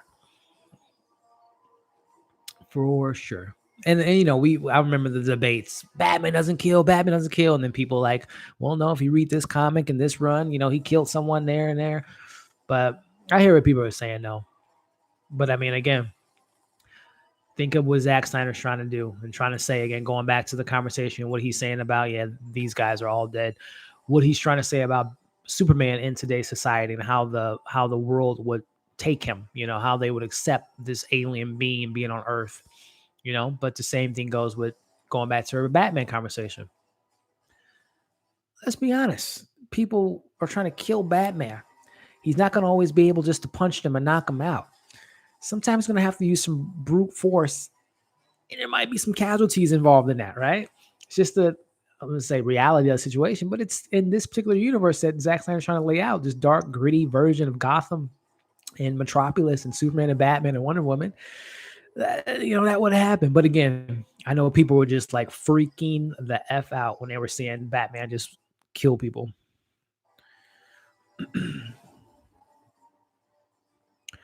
But again, it's a badass scene. It's pretty awesome, as we know. Or at least I think it's awesome. Everyone else might not think so.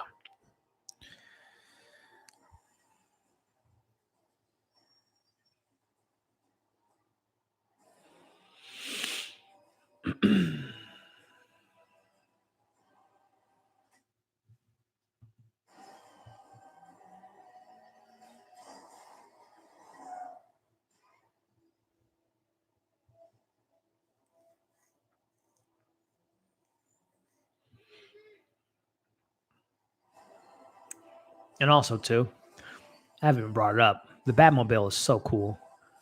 This version of the Batmobile, kind of taking Christopher Nolan's tank type of approach with the, Christian Bale's Batmobile, and then mixing in the Michael Keaton type of style and kind of slickness to it. So I like the combination of the two, and I'm excited to see Robert Pattinson's Batmobile, but this one's pretty cool. I really love this one. Going back to what we were talking about Comic-Con earlier, like the trailer, how awesome the trailer was. How cool was it when Zack Snyder pulled up to Comic-Con with the Batmobile? So awesome. I remember this was in the trailer. Superman standing there like, "What's up, bro? I need you to step out right quick. Let's talk about some things right quick. I need you to go ahead and pull your car over, sir, and we're gonna converse for a little bit." It's a beautiful shot. Oh, I love this part. And my poor impersonation of Batman. Do you bleed? You will.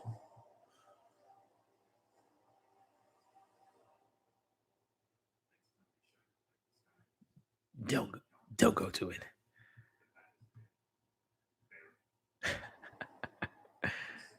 I love this line. Tell me. Love it. Do you bleed? That's such a cool line, guys. I know it's silly, but I love that line. And they're just like, fans like, dude, I'll beat the brakes off you, bro. I'm gonna go ahead and do some other superhero stuff. You will. Tell me, do you bleed? I love how he goes into the Batcave. So Arkham Asylum like for those that played the video game. It reminds me so much of Arkham.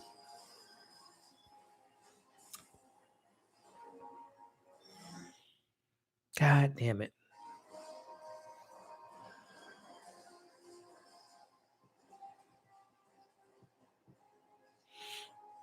I love the Batcave too, by the way. Again, going back to the foundation of the film is there. All the things are there in the foundation. It's just that the house that was built on the foundation wasn't perfectly built. But there's a lot of great elements to this film, guys. A lot of it. Again, for those at home, we are an hour and 20 minutes and 33 seconds into the film. For those that are watching the Ultimate Edition at home, where you guys can be synced up with us on this really, really cool watch along. Again, I appreciate everyone that's in the chat now, that's been watching, that's been popping by, saying some awesome comments. If you haven't already, give the video a thumbs up. If you haven't already, subscribe to this channel. And again, I really appreciate it, guys. More of these watch alongs coming down the pipeline. So far, we've done 3 on my channel. For those that watched The Outsider, I did a watch along for the season finale.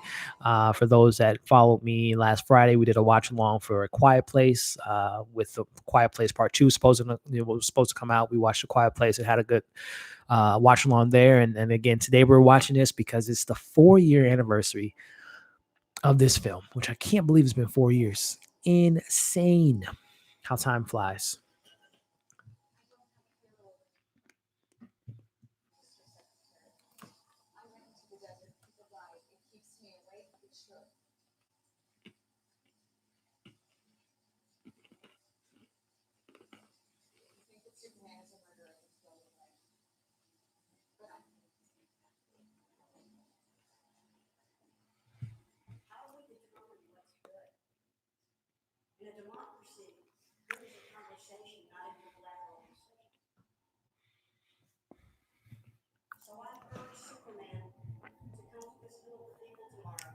Who's that statue behind him? Looks like Adrian Veidt from Watchmen.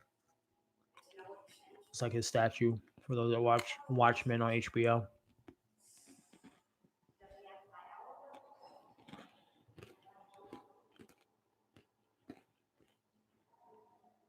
Yeah, right. I love the line. He wasn't playing with Superman. Like, can you imagine? Again, this shows you how badass Batman is. He knows that this is a freaking god. He's staring. He's looking at a god and being like, "Tell me, do you bleed?" Like, come on, dude. That's Batman's such a badass. Only Batman, right? Human going against this Kryptonian god.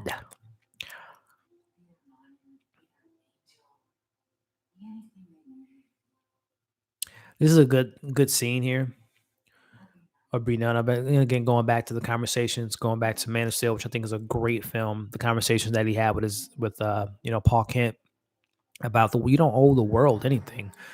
You could do as you please, but he has a good heart. We ain't get enough of. Again, this is Zack Snyder trying to bring in the elements from the first movie and try to, this was supposed to be the sequel of Man of Steel, as we all know. But I like the moments, the quieter moments that we get with these bigger than life characters.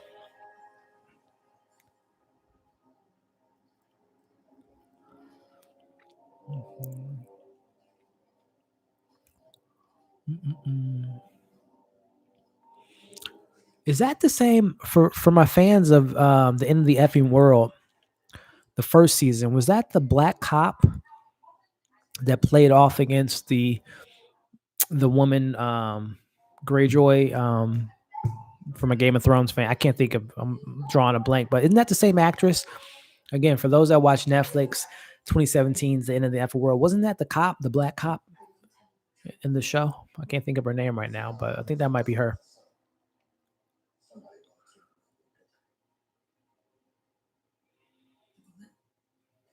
The bullet. Yeah, like this whole subplot is a bit of a bore, if I'm being honest. The whole bullet thing. I get it. Again, I get what he was doing, but it's a little unnecessary. I wish they would have took this whole Lex Luthor, mixing up the story and framing Superman in a different route.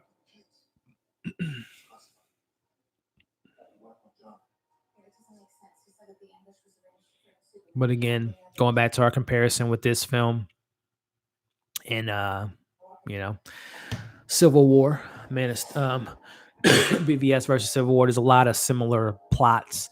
The whole framing of Superman is very similar to Zemo and getting Iron Man and Cap against each other, but also making Sebastian Stan's Bucky Winter Soldier, the criminal, the murderer that he was at one point, but he wasn't responsible for T'Chaka's death and the people at the embassy. So a lot of very familiar, similar situations.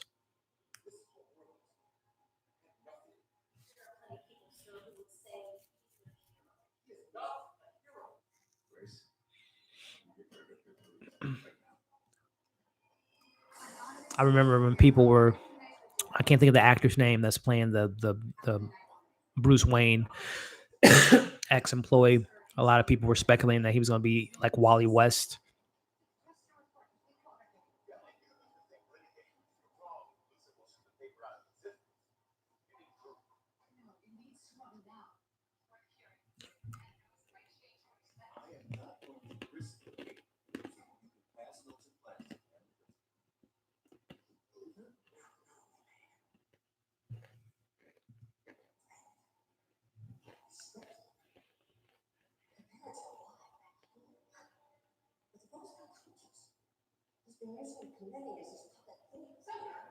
Senator.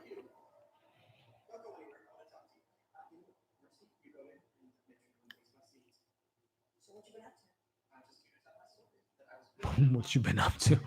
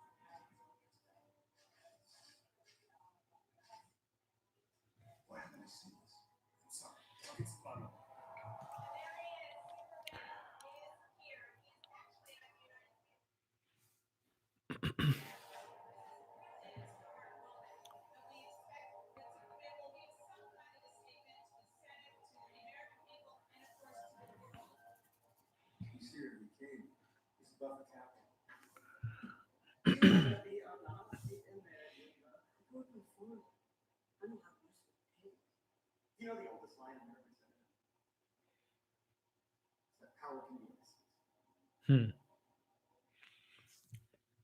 Again, the performance is kind of hit or miss, but there's some really cool lines by Lex Luthor, especially when he has that conversation with Superman um, after he takes Lois Lane and Martha Kent.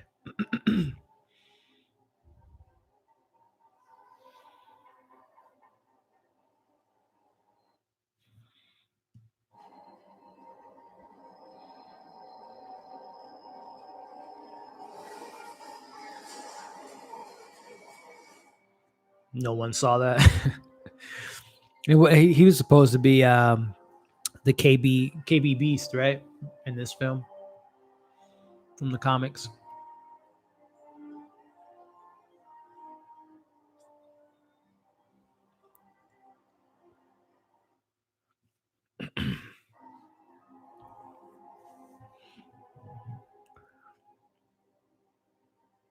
I love that the Superman suit.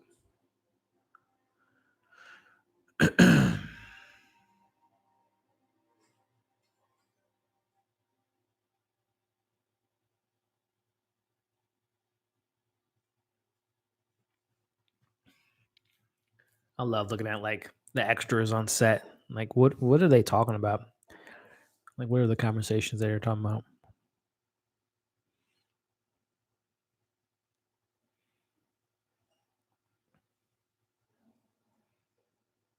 I mean, again, this is going back to someone's comment earlier about falling asleep in the middle of the film. You know, there's moments like this. It's just like, you know, it's integral to the story that Zack Snyder's trying to tell. But this reminds me of like all the politics that took place in Star Wars, the prequels, all the Federation trade stuff.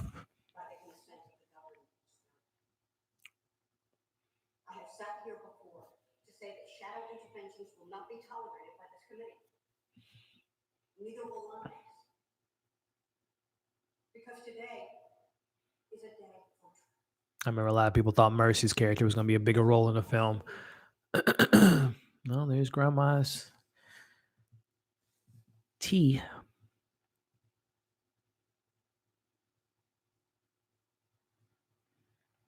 Legit though, I remember in the mail and watching this at the theater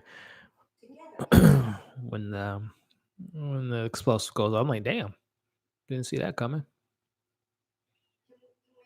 And then I think they explained too in the ultimate cut that the reason why Superman wasn't able to detect it was it was his the ex employee of Bruce Wayne had lead in his wheelchair, and Superman wasn't able to detect that because it affected his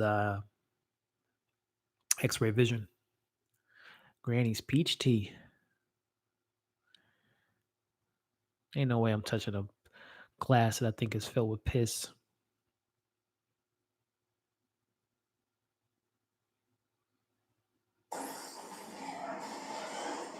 That's crazy.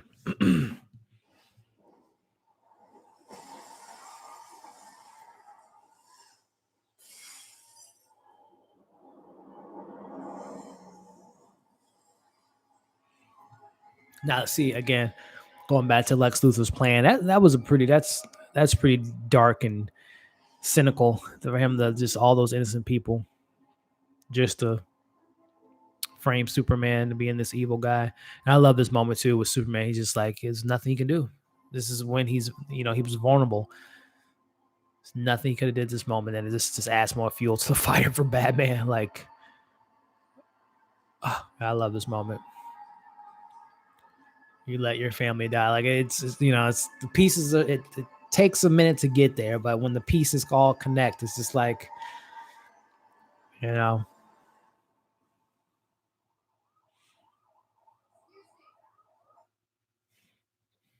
And then again, for those at home, 1 hour, 31 minutes, 43 seconds into the film. For those that are watching the Ultimate Cut at home, and it's another scene that was cut out of the theatrical cut of the film, is showing again Superman was saved. He didn't just leave as we saw in theatrical cut. They just made it seem like Superman just left after all these people, were decimated by this explosive. But they're showing you now again more of the Superman that people wanted to see, which is the hopeful, the man that's always trying to save everyone around the world. And it shows you that here in this moment, very very sad and upsetting moment to see that, but it shows you that Superman, he does care. He did care. And he sees the people of the dead that he wasn't able to save. It's a really, really good moment that didn't make the theatrical cut.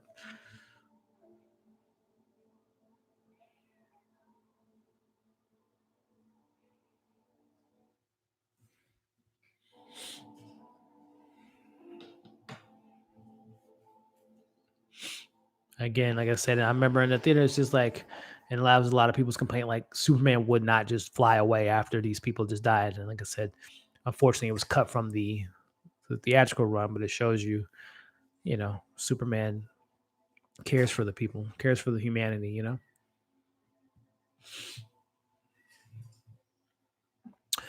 I was like that as well. Like, dang, I honestly would have liked to see Superman play his case against that scene. But dang, Lex, yeah. That would have been an interesting bit of dialogue here in Superman against the Congress, and how he would have, been, how that conversation would have went.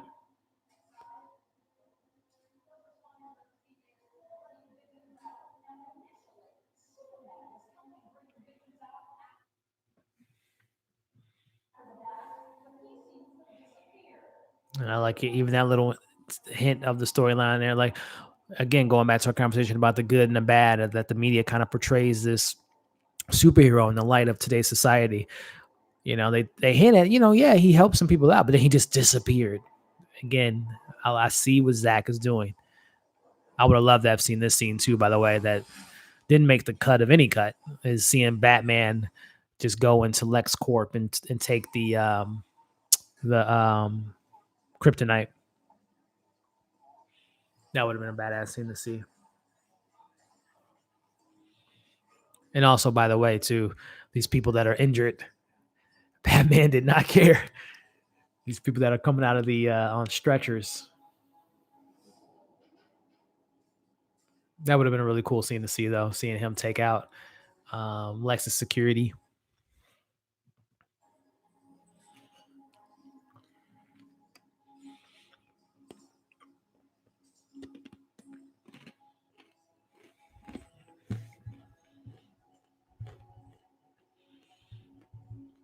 Oh, what's going on, Planet Bro? How we doing tonight, man? I appreciate you stopping by.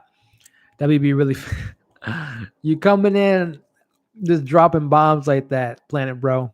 We've been talking about it for a while, about the good and the bad and the ugly with this film, about what Zack Snyder's plan was. You know, you can see the foundation, you can see what he was going for, but the execution wasn't all the way there. And like I said, I know people, you know, as the years have gone by, like me being one of them, I've grown to really kind of see the vision, this ultimate vision. And again, to Planet Bro, if you're watching this at home, if you want to sync it up, we're an hour and 35 minutes and 18 seconds into the film, watching the Ultimate Edition. Um, but yeah, no, I've grown to come to kind of appreciate it. Again, it's a flawed film, but the performances I think are really solid across the board, especially from my guy Henry Cavill as Superman. Ben Affleck, I think thought was great. The introduction, Gal Gadot. There's some really cool visual effects. Like I said, the story isn't all that great, and I think the Ultimate Edition helps the theatrical a lot. It doesn't completely change the film, but it definitely fills in the blanks. But I know a lot of people, even with all that said, are not fans of this movie. You can see the WB's fingerprints at some moments throughout the film. Again, we talked about it earlier, Planet Bro. Given what Zack Snyder was given, again, this is a Man of Steel sequel. This is an introduction to Batman. This is an introduction to Gal Gadot. This is called Dawn of Justice, introducing the Justice League. Lex Luthor, continuation of our characters from Man of Steel, such as Lois Lane and Perry. You know, so there's a lot that he had to do. And also, as we talked about, the nightmare sequence, which is badass as all hell, but placed so randomly within the film. But you know, introducing Darkseid and then planting the seeds for future films. There was a lot that Zach was given and that he put on himself as well. Like I said, during that nightmare scene, Ron was talking about how, you know, he thought that, you know, maybe the executives was like, Zach, you got to put this in. And that could be the case. You know, none of us were in the writer's room, but I saw that scene as like, you know, Zack Snyder, you know, being the fan of he is as he is his comics. He just is like, so the placement of that scene is just kind of random, but we can definitely agree that there's definitely some divisiveness with Lex Luthor's character, and again, the story isn't as cohesive as it could have been.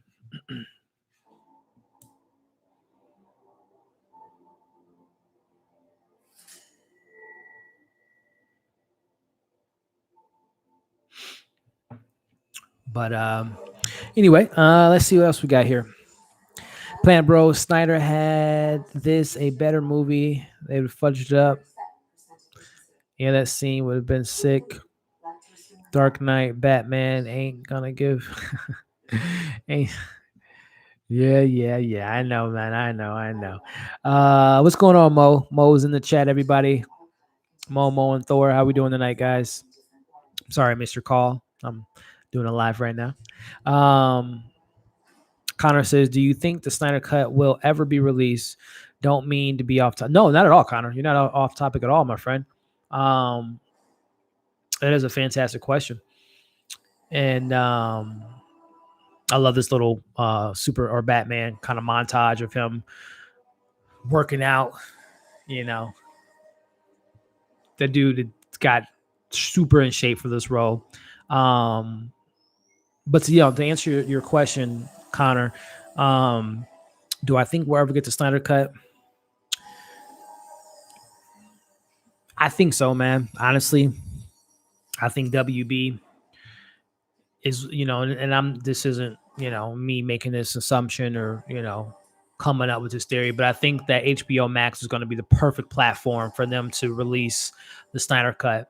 Not this year, obviously, with everything going on, but I can see them releasing the Snyder Cut maybe at a certain, you know, couple years from now on HBO Max, whether it be the 5-year anniversary, which would be next year, the 5-year anniversary of BVS, or the 3-year, 4-year, 5-year anniversary of Justice League, and eventually coming out. But I think what WB's trying to do is they're still trying to, because, you know, how would that look from an executive position? And we talked about earlier, the meta-human flash drive showing all the superheroes with their logos, like their Tinder profiles.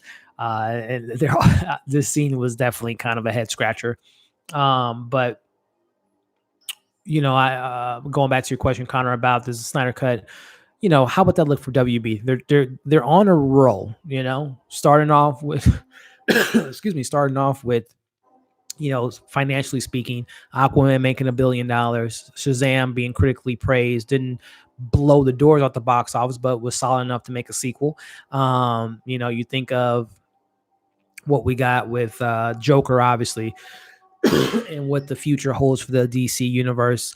Come this April or August 14th with Wonder Woman 84, and then after that, we're getting Suicide Squad or the Suicide Squad, and we're gonna get the Batman, and we're gonna get Shazam 2 and Black Adam. So, I think the idea is just to continue this rhythm, continue this momentum, and then once you're in the clear with the fans, everyone's just like taking everything DC in and just loving it, like people are like myself that are doing with the MCU. Like MCU does not seem to have a lot of misses right now, and they seem to be just riding the high momentum for the last 3 or 4 years, in my opinion. But I think eventually, once the fans are all in agreement that DC is on a roll, then I think they're gonna, just kind of like, hey guys, boom, Snyder cut.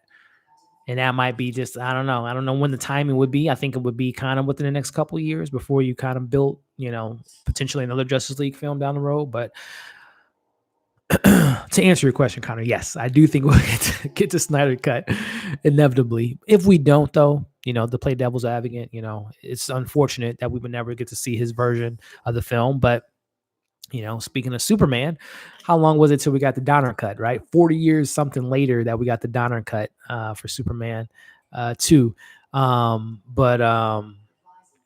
Yeah, like I said, if we never see it, like I said, it's unfortunate, especially the circumstances that, why Zack Snyder wasn't able to continue with everything with his family. And then obviously it was kind of, people are saying that was like WB's like way of saying that he wasn't able to continue to breathe, to come back, and they technically fired him from the project. But me personally, I would really like to see the Snyder cut. I mean, hell, we've technically seen the Snyder cut. If all the last 3 years of all the stuff from Zack Snyder's Vimeo account, of all the behind the scenes and the conceptual art and all the stuff that we've seen so far, you can pretty much put the film together at this point, as far as his version of the film. But I would like to see it one day. What about you, Connor? Do you think we'll ever see the Snyder cut, man? And everyone in the chat, would you guys want to see it? Do you want to see it? Do you think we'll see it? HBO Max. 10-year anniversary of Man of Steel, maybe, which would be in 2023. The birth of the DC universe. Let me know in the comments.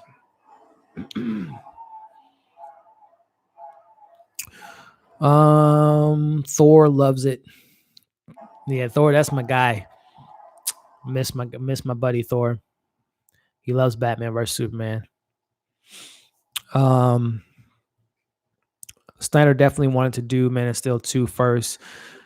It was so much. Yeah. I think if we would have gotten, as we talked about a little bit earlier, if we would have gotten, ideally Man of Steel 2, a Batman film, a Wonder Woman film, and then BVS, then it would have been really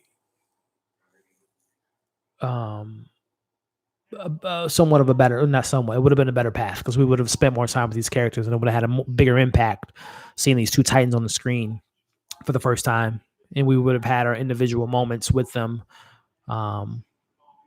with these characters.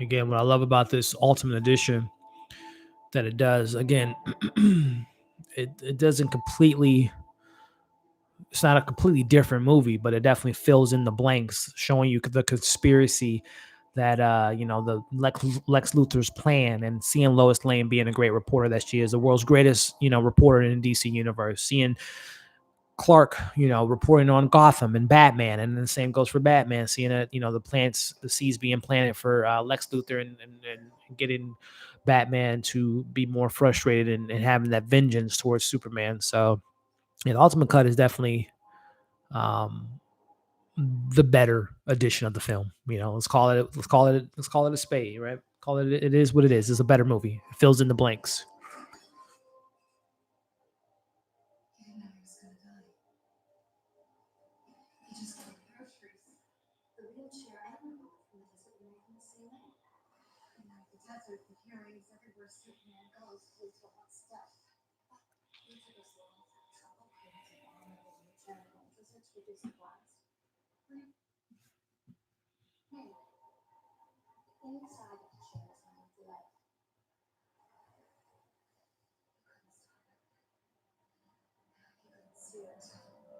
Like even that's a nice. You when you saw this theatrical cut, you had to assume like why did Superman not know that the bomb was in the courtroom, and obviously again filling in the blanks is because it was the wheelchair had lead, and from the comics Superman can't, that alters his abilities.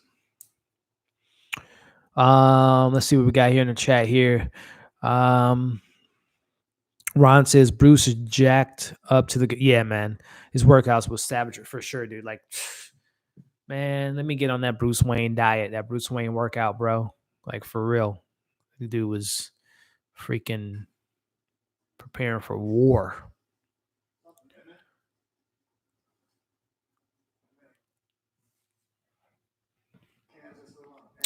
Definitely feels more balanced. Not more oriented than a hero from another. For sure, Connor. No, I agree with you, man. As far as just the ultimate cut versus the theatrical cut, yeah.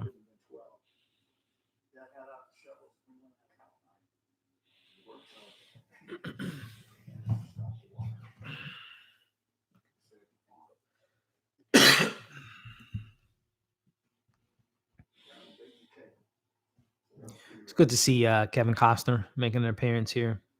Again, I love the conversations that were had in the first Man of Steel film with young Paul Kent and young Clark Kent as a kid, and the conversations they had about saving people and things like that. There's some really good moments there.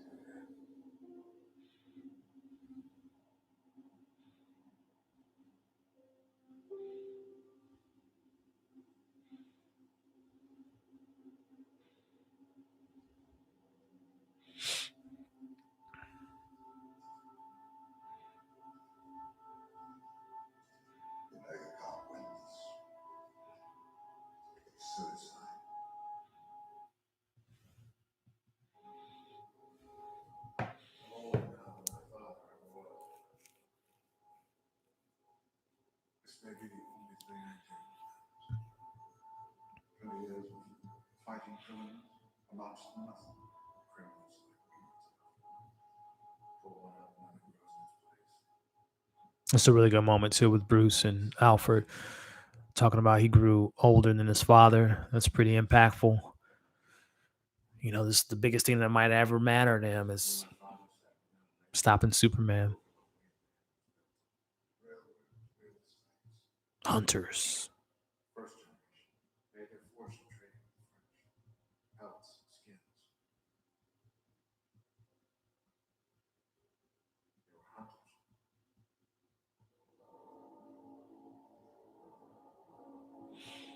Batman's going to hunt, folks. Going to get him a Superman.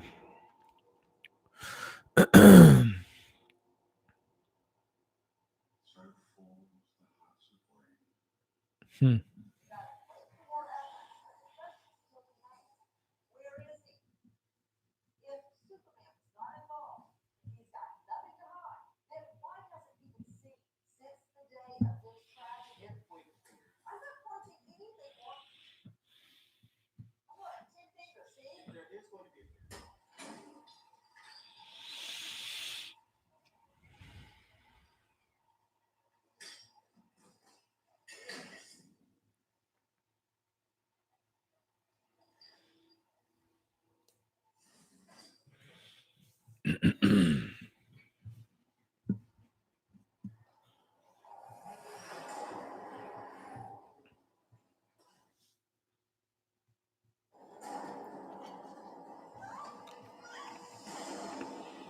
I love that moment of Men of Steel. Speaking of, as we see Martha can't get kidnapped when Zod threatens Martha and Man of Steel, and Superman gets Zod and is like, just punch him. You think you could threaten my mother? I love that scene.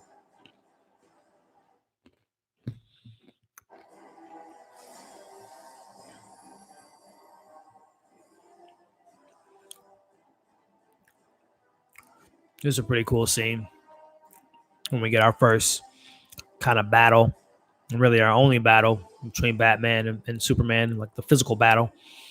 You know, it's been kind of mind games thus far in the few scenes they've shared together, but this is the first time the two Titans get in the ring together. And really, really awesome fight sequence.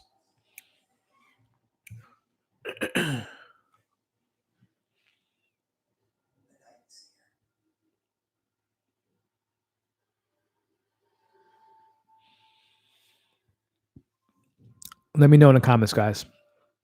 Again, we've talked about it a couple times in this chat, in this live. The comparison between BVS and Captain America Civil War. Two different movies, but similar plots, right? Who was more lucky that their plan played out? Was it Lex Luthor, his plan, how everything just kind of aligned perfectly? Or was it Zemo, you know, and obviously everything with Black Panther and incorporating that storyline and how, you know, everything would have had to play out between Tony finding out about, you know, Steve Rogers, this, that, and the other. So just let me know in the comments, guys, whose plan was just like so like, oh my gosh, everything just worked out so perfectly. Whose plan was just played out better for you guys? Let me know in the comments. Zemo from Captain America Civil War or Lex Luthor from BVS? Let me know in the comments, guys.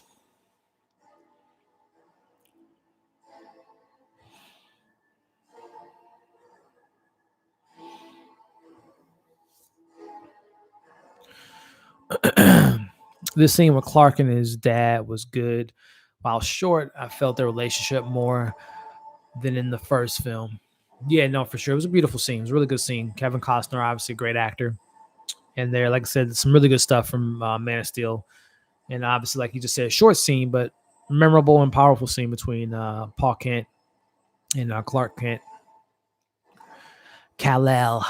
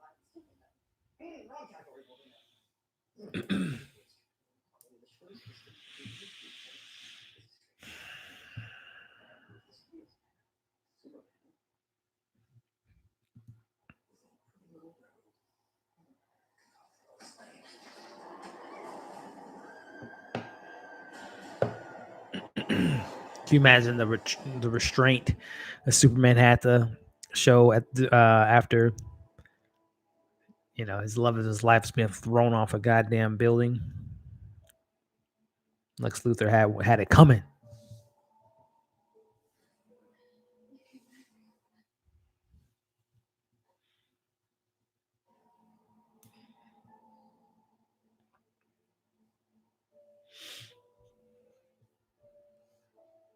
No, it'd be a shame if we don't get to see Amy Adams back as Lois Lane.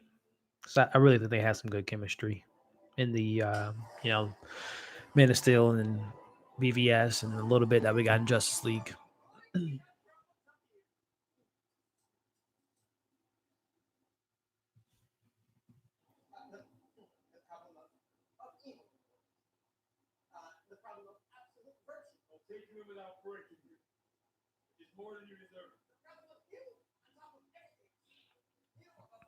I love the there was a GIF or GIF, whatever you want to call it, on Twitter the other day, just showing all um, the side shots from the angle of Bat or Superman from behind, and like how he hovers over is it's pretty cool. It's something that Zack Snyder has done consistently from Man of Steel to this film.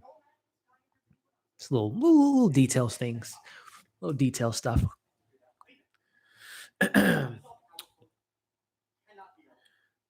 Okay, so yeah, you're answering the question from me, Ryan. So I'm gonna go with Lex because at least Zemo planned out everything, but all the things that had to line with everything, people finding the dead bodies, finding old videotapes of killing Tony. Yeah, for sure, for sure. Both of them, though, we can admit though that both of their plans like had to work out like absolutely perfectly. Like there couldn't have been no things to affect their plans because one little thing would have messed up everything. But they were both very lucky, right, that their plans played out amongst these amazing superheroes. And another thing too with Lex Luthor and obviously Zemo. Lex Luthor is obviously the more well-known supervillain, but what they have in common, they're both humans, right?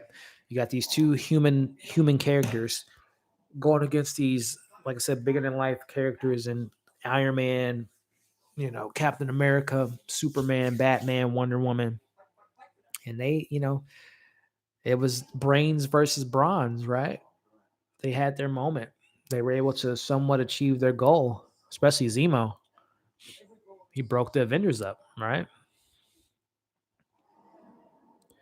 And obviously, we'll see what comes of Zemo and Falcon and Winter Soldier, which I'm so excited for, and we'll see when that comes out. If it comes out later this year, with production being postponed.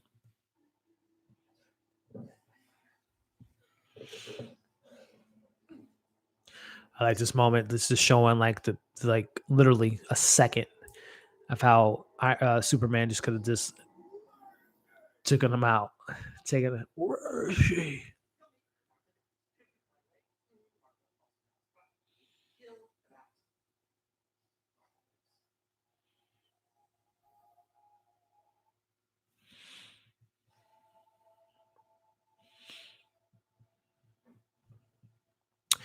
Lex really did a good job of setting out the seeds. He really did how to push the right buttons. Yeah, he did.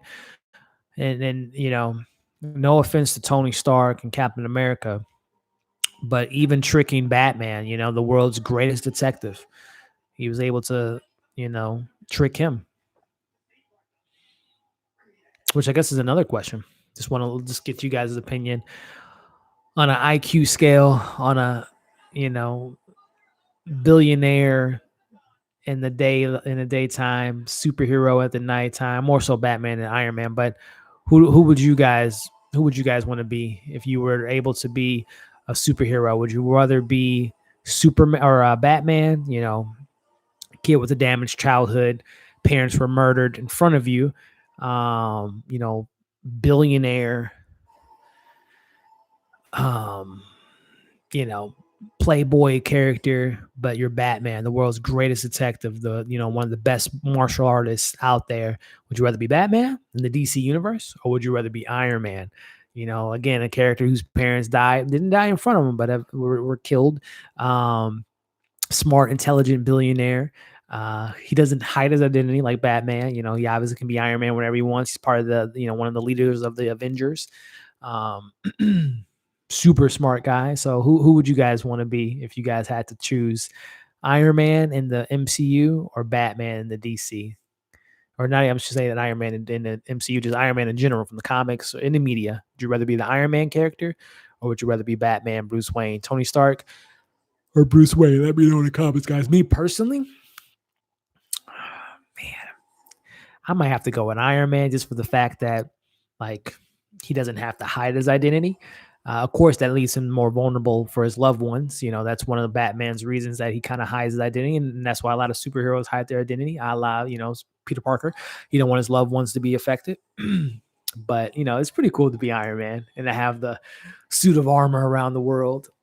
So I don't know. I personally, I'm a bigger Superman. I'm a bigger Batman fan.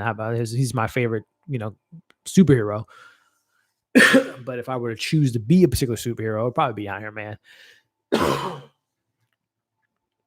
And like I said, for media wise, it would probably be Tony Stark's version of Iron Man in particular from the MCU.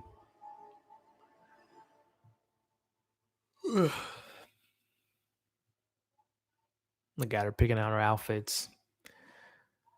Freaking Diana Prince.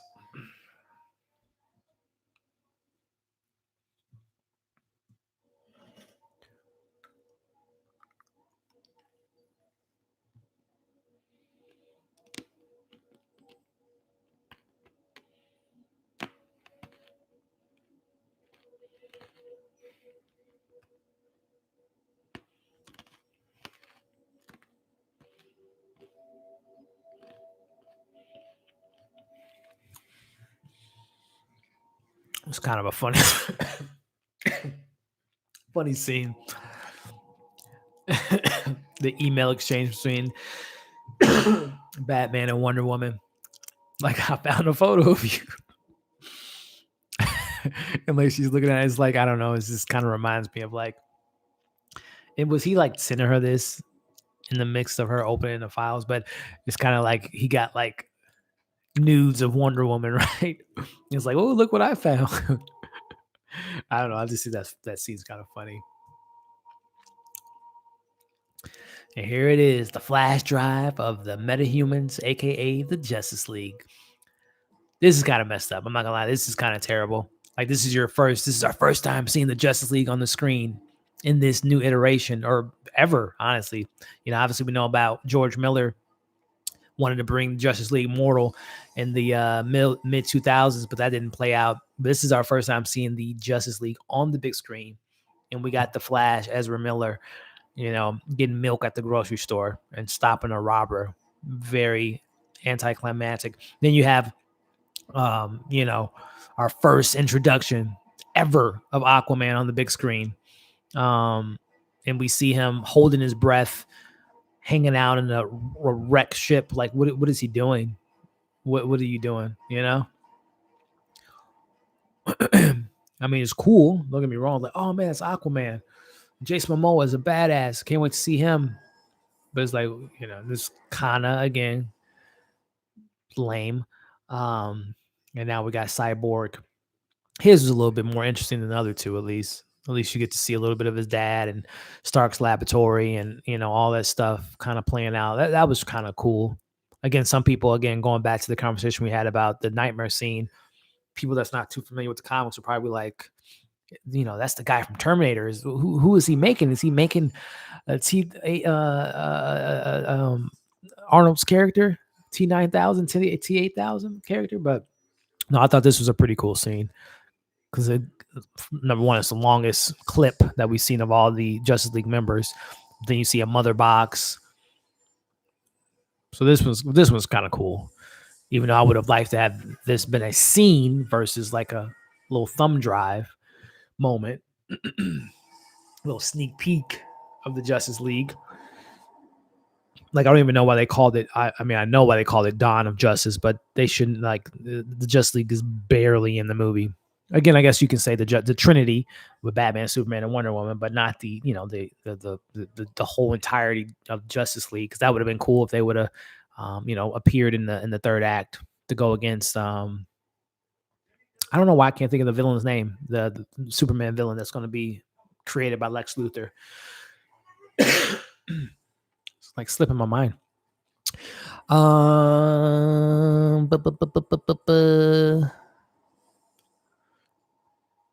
Morgan says, I want to see a Lex Luthor movie. Okay, Mo.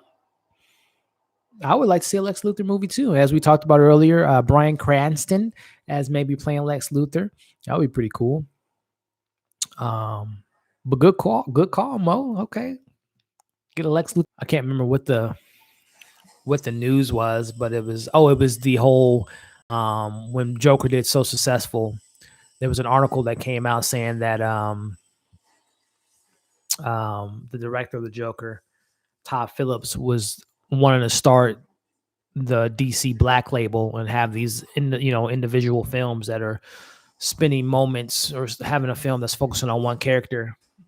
And I asked, people who would they want to see next get the Joker treatment, and a lot of people said Lex Luthor. So big props to Mo with a great comment there. Ron says, I would go with the big bad Batman.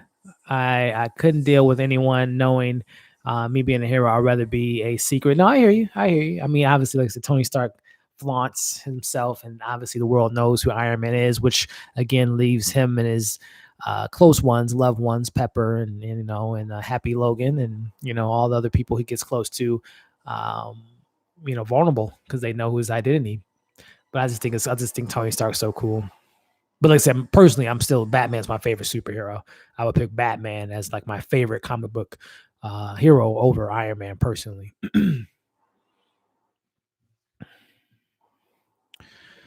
Yeah, this scene was again another shaking my head dang moment. Yeah, the flash drives of the Justice League getting that treatment is kind of I guess it's kind of bad. Not gonna lie. There's really no ways around. Like I said, the cyborg little moment was cool, but the other one was just like, really, really, you'll be dead already. This is such a cool scene. I love this moment with Batman. 2 hours into the film, they finally fight, right? Ron says, I meant, yeah, this scene, not, yeah. I mean, this scene, not, yeah. Oh, okay. No, I know what you meant. I know what you meant, man.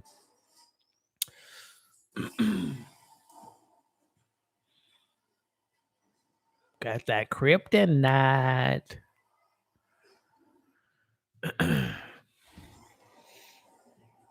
Here we go, guys. Let them fight.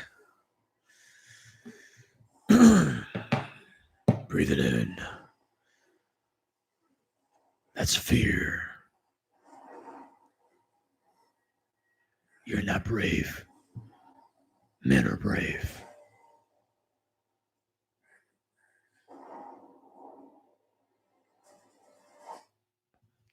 Batman hit him with that combo, though, right? We all know that. I mean, obviously, Superman can outpower Batman any day of the week, but when it comes to those hands, right? Batman got those hands over Superman, guys. We all know that. And right now, Batman's putting those hands on Soups, on Kal-El. Kal-El's like, what is going on?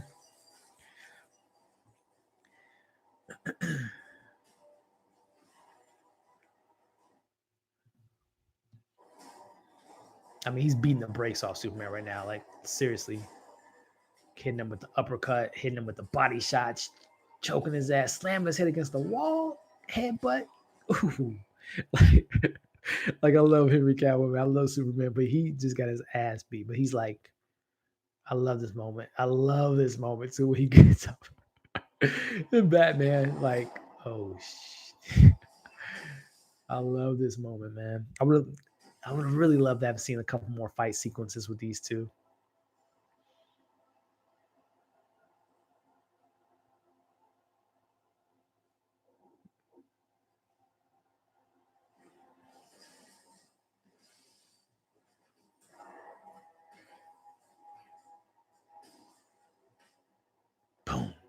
Boom. Boom. It's so cool when Superman's like, my turn.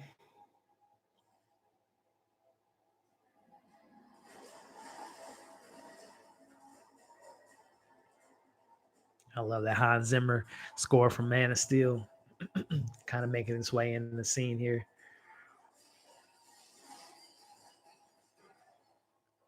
I just feel like a perfect moment right now to finish him.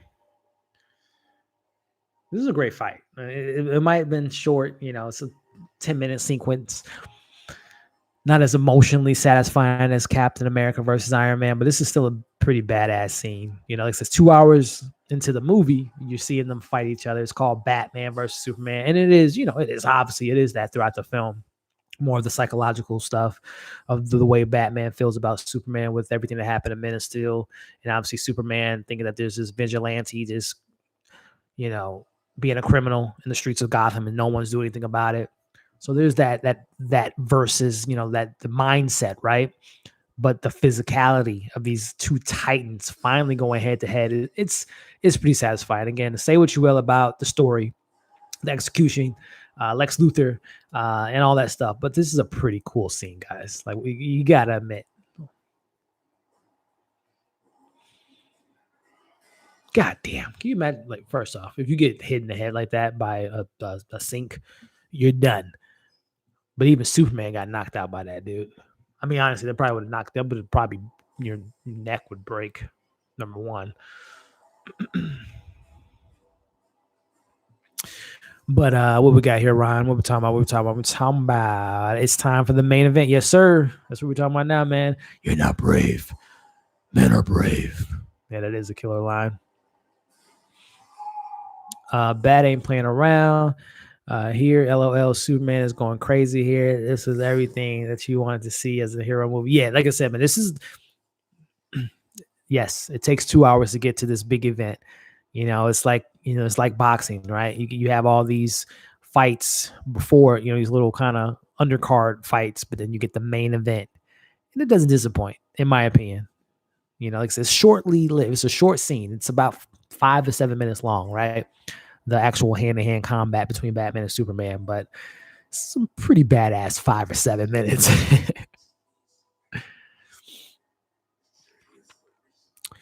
Bats didn't have to throw him down like, yeah. Yeah, Batman was like, man, it might be short-lived with this kryptonite, but in the meantime, I'm gonna beat the brakes off you, bro. I'm gonna toss you around like a rag doll right now, slamming you against these pillars, just tossing Superman around, man. Again, only Superman, only Batman, right?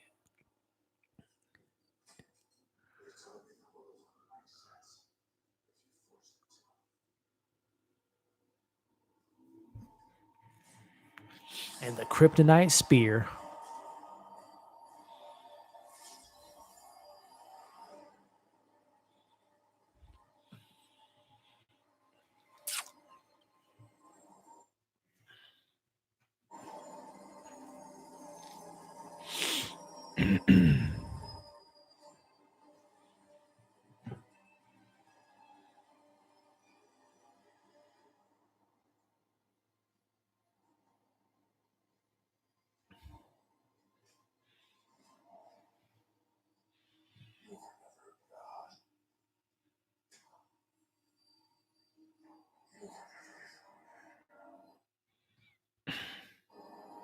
Here we go, guys.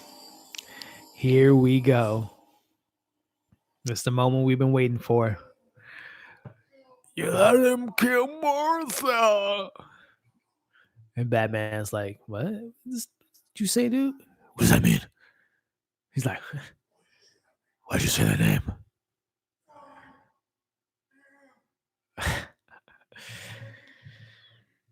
Martha. The Martha scene, guys. Let's break it down. Let's talk about it in the comments, guys. The line of all lines is Ron's bringing up now. Martha. Yeah, Batman's mom name was Martha. Yeah, Superman's mom name is Martha. Yeah, true. It's facts. Facts. But who would have known that the scene would have made so much headlines in the fandom in regards to just being just like a role? Again, Zach, I see what you're doing, buddy. I see what you're doing. The emotional impact, the connection between Superman and Batman, and what that means to him to hear Martha in this moment. His mom died. His name is Martha. Now he's having a realization that Superman's mom, he has a mom named Martha. And this is like, I need to save Martha because I wasn't able to save her. You know, my mom bled. You know, she can bleed. You know, so I get it, right? But it's just like, really, this is the moment that this is when you realize that Superman's a good guy, that he means well by humanity. It'll go down in history. It will go down in history as one of those like kind of what the hell, moments in comic book history. Martha, Martha, Martha, Martha.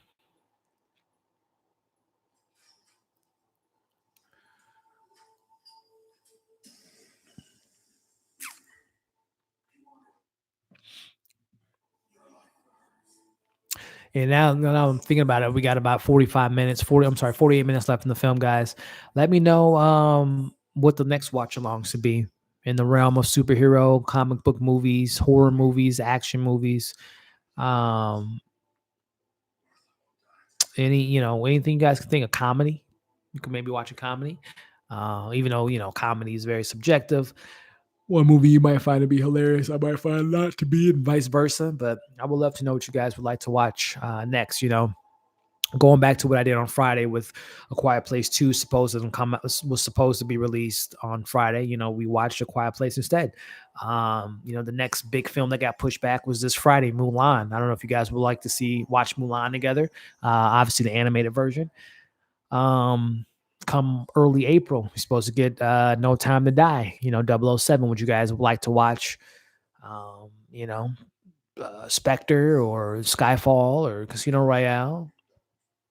um, you know, or like I said, something else entirely. We could watch the streaming movie together on Apple TV or Netflix or Hulu. We can find something cool to watch. So let me know in the comments, guys, what you guys would like to watch for our next watch along. Oh boy. And a little I'll laugh. Honestly, really didn't think about it when I first heard it. Fans were like, "This is how the fight ends." Yeah, like I said, obviously it does hold an emotional punch as far as why Superman or Batman reacted in that matter. Um, but on surface value, you're like, really, it just took you that one line to make you stop your master plan of killing Superman. But we all know the dopest fight sequence in this film, and honestly, one of the coolest fight sequences in comic book movies is the warehouse scene, guys. This is such a well choreographed scene by Zack Snyder's and the stunt people. When we see Batman fully going out, and again, this really reminded me. We were talking about Arkham, the video games earlier, when Superman or Batman was going to his Batcave, but this is like straight up comic book, video game, Arkham Knight type stuff right here. I love this scene. Love this scene. So badass. So badass. So badass.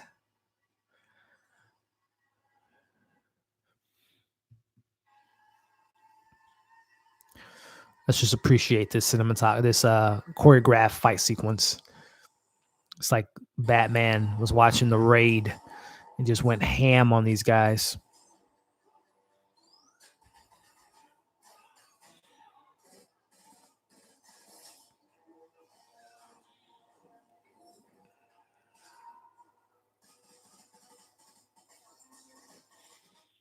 This scene really puts a smile on my face, guys.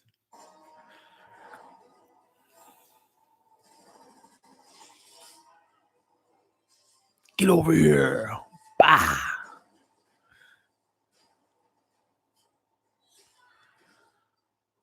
I mean, that's why he did all those push-ups and those sit-ups, guys. This is why you do the Batman workout, to be able to punch dudes in midair 50 feet away from you and to punch people so hard that they go face first into the ground. Like, let's seriously think about how hard he's hitting these people. And he's grabbing a barrel and just threw it at someone's head.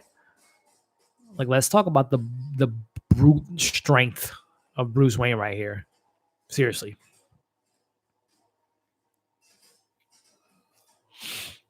God damn, I love this scene.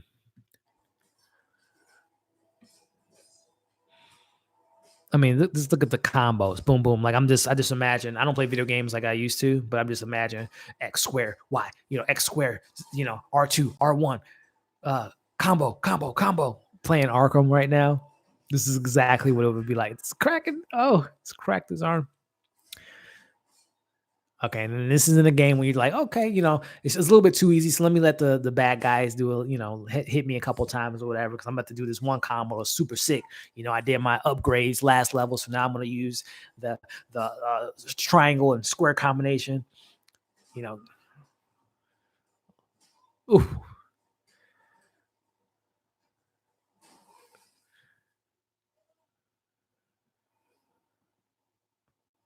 Like, again, guys, I am so excited to see what Matt Reeves does with Batman, the Batman, with Robert Pattinson, who I think is a fantastic actor, and to see the ensemble come together in the storyline, maybe a long Halloween, who knows? But the potentiality of Batman being directed by Ben Affleck in the role and having Slade Wilson, Deathstroke. Again, going back, I never played when the other company took over for that one, kind of the spinoff for the Batman games. It was a Batman Origins, I want to say.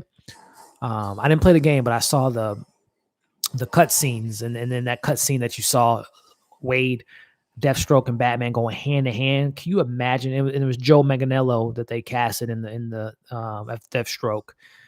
That would have been so cool to see. And then, like, apparently it was going to take place in Arkham. Like, some of it was going to be in Arkham. It was going to be just like the streets of Gotham is running wild. I don't know if it was supposed to be a prequel or kind of a set shortly after Justice League or whatnot. But I just would have loved to have seen that. But like I said, I'm really excited for Matt Reeves, Batman, and Robert Pattinson, and Zoe Kravitz as Catwoman, and Andy Serkis as Alfred, and Jeffrey Wright as Commissioner Gordon, and Colin Farrell, and the rumors of Johnny Depp maybe being the Joker. A lot of cool stuff. I'm really, really excited for that film.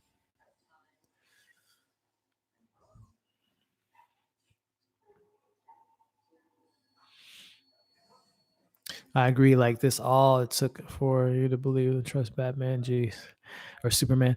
When people ask me can you show me a scene that really show why Batman is awesome?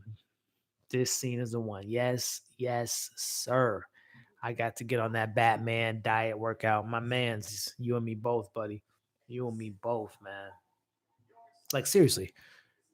Like, I almost want to rewind that scene. Like, the fact that he was like punching fools and they were flying in the goddamn air, and you punch someone so hard they don't fall back, like they face first, like the Batman beat down. That's what we call that.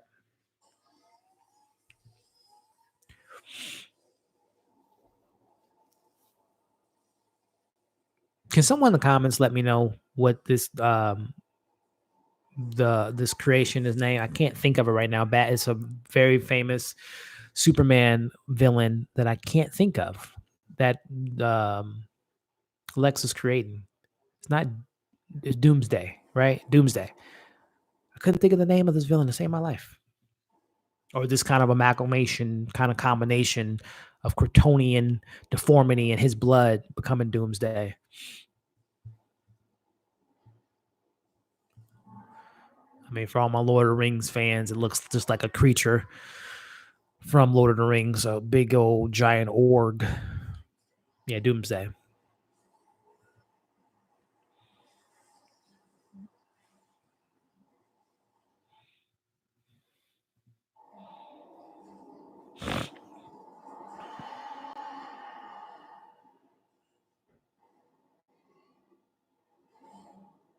Even Superman, like, what the fuck is that? What movie are we in? It's dead.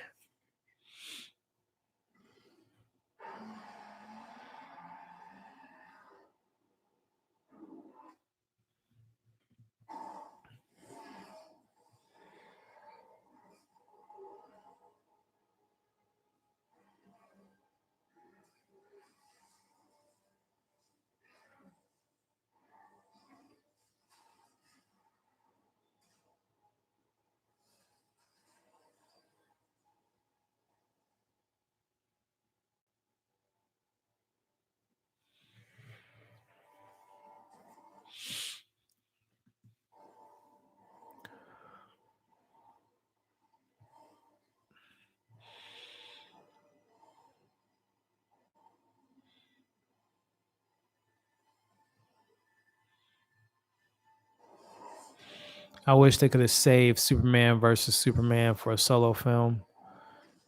The Death of Superman is a fantastic story. It is a phenomenal story, my friend. Yeah.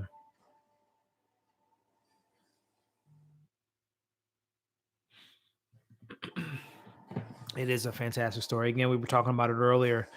Um, another thing that Zack Snyder wants to introduce, so many, the Dark Knight storyline, the Death of Superman storyline, um, introducing Doomsday. It's a lot. This is a lot for sure. For sure. A lot on this plate. Some stuff land, stuff, don't. Justice League introduction to Justice League is pretty poorly done. Introduction to Wonder Woman, I think, is pretty cool. We don't get, again, not to bring it up again, but very similar storylines, but Civil War. Obviously we spent a little bit more time with Black Panther, I would say, in Spider-Man, but you get enough of Wonder Woman to make you curious and interested in the character. And obviously, during this time frame, this was 2016 of March, the very next year in June is when we got Wonder Woman. So this definitely kind of set up the stage for you to really get excited for Wonder Woman. And we are, obviously, at least, I am. I'm so excited for Wonder Woman 84, the sequel. I really love Wonder Woman, the first one. It's currently my favorite DC, and now by the end of this video, I'll go ahead and give you guys my rankings for the DC films for me personally thus far, and not all DC, but like the DCEU from Man of Steel and on, minus the Joker.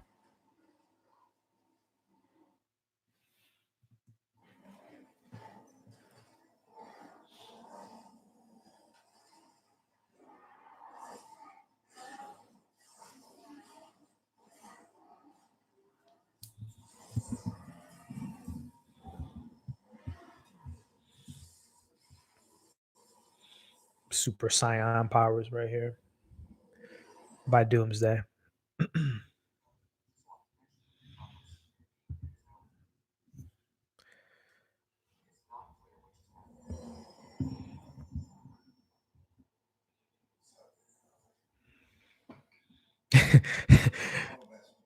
Oh, this moment my over like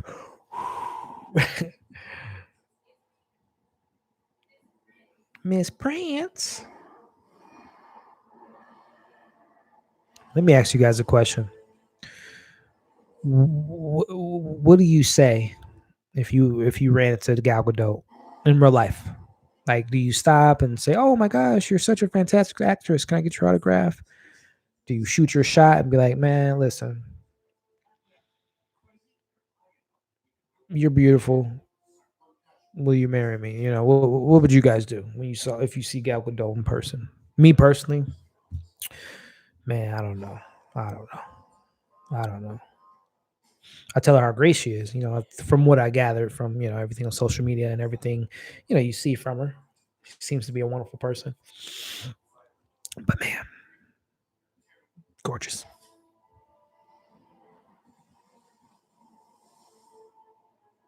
Let me know if you guys can hear me okay too. If this is too far back, this is too chill. My back is starting to hurt sitting up for 2.5 hours.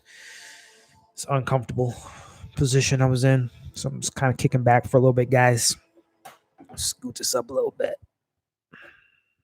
But let me know if you guys can hear me okay. If it's not too echoey.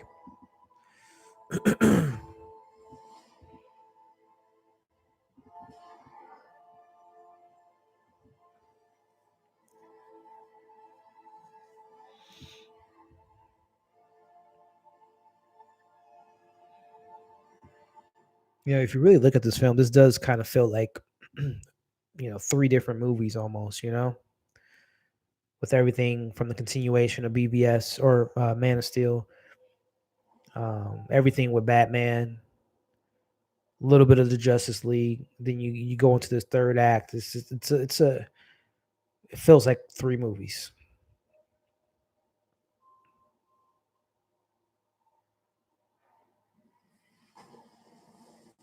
Because, like I said, any of those storylines, again, the continuation of Man of Steel, you got a sequel. Introduction to Batman, that's his own movie. Obviously, the introduction to Wonder Woman. I mean, there's a lot of storylines they could have had its own individual story that they've really mixed into this one film. Which, again, we've talked about it obviously throughout this live, but it's a lot of movies, a lot of storylines in this movie. And what was the next movie after this? I'm trying to remember. Was it Suicide Squad? Was that the next film? Like this came out in March and Suicide Squad came out that August of the same year, 2016. Yeah, and then Wonder Woman came out in June of 2017. Justice League in 2017 of that fall, that November. Yeah. And what came after Justice League? Was it Aquaman? Yeah, baby, yep. Aquaman came out 2018. A whole year without a DC film. And then we got Shazam 2019 and Joker. Look at that.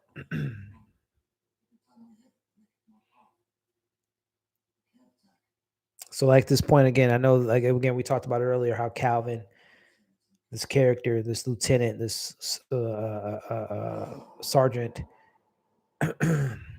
who's played by a great actor. I can't think of his name now, but it was revealed by Zack Snyder that he was supposed to take up take up his true identity was supposed to be the Martian Manhunter. You would think that after them thinking that Doomsday is going to destroy the world, Superman's dead, that he would have shown his true identity. But that would have been even more storylines, like Martian Manhunter too.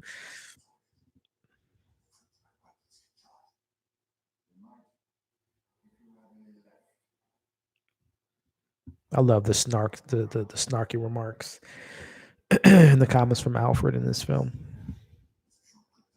Kryptonite. I mean, all those words just sound so cool, right? Kryptonite spear in Gotham City. Like, just all those words just sound so cool when you put them together. Like, this is real life. This is a movie. They're talking about kryptonite spears in Gotham City in a movie. I mean, we've come so far, even from when I was growing up and a kid, from 1 or 2 superhero movies every 3 or 4 years, and barely scratching the surface of like what the comics brought. And now you fast forward to 2016 and now 2020 after post Endgame. It's just we're spoiled, right? That's why when we get a film that's just kind of middle of the road type of superhero film, we're so used to damn near perfect films, whether that be a Logan or a Dark Knight, Endgame, Infinity War, Man of Steel, Wonder Woman, Joker. We're at the point now where we're just getting so many great superhero films that when we get these other films that don't really hit the mark, we really criticize it.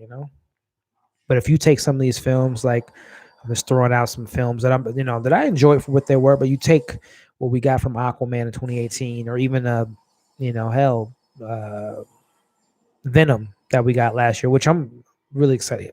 Love it. There's Wonder Woman here, guys. Gal Gadot in the full armor. But yeah, you think of which I'm excited for Venom 2. See what they do with Carnage and everything. And if they, bring in Spider-Man to the mix. But yeah, we're very fortunate to get the superhero content that we're getting nowadays. It's at a very high level caliber. Dude, that suit is so badass. Like, she is perfect for the role, guys. Like, I love Gal Gadot. She's just, again, say what you will about Zack Snyder, guys, but Zack Snyder casted Henry Cavill, who's my favorite Superman, casted Gal Gadot, which is perfect casting, casting Ben Affleck, casting Amy Adams, Lawrence Fishburne. The list goes on and on and on. He has a great eye for talent. Now, grant, all those people I just named outside of Wonder Woman are the only ones still in the rows. Again, Justice League, as Saved as You Will by Ezra Miller, Aquaman. I think Jason Momoa. I think that's pretty great casting. I don't know if we'll ever see Cyborg again, but I thought Ray Fisher was a pretty good portrayal of Cyborg. I thought she was with you. That's kind of corny, but I don't care. Gal Gadot as Wonder Woman.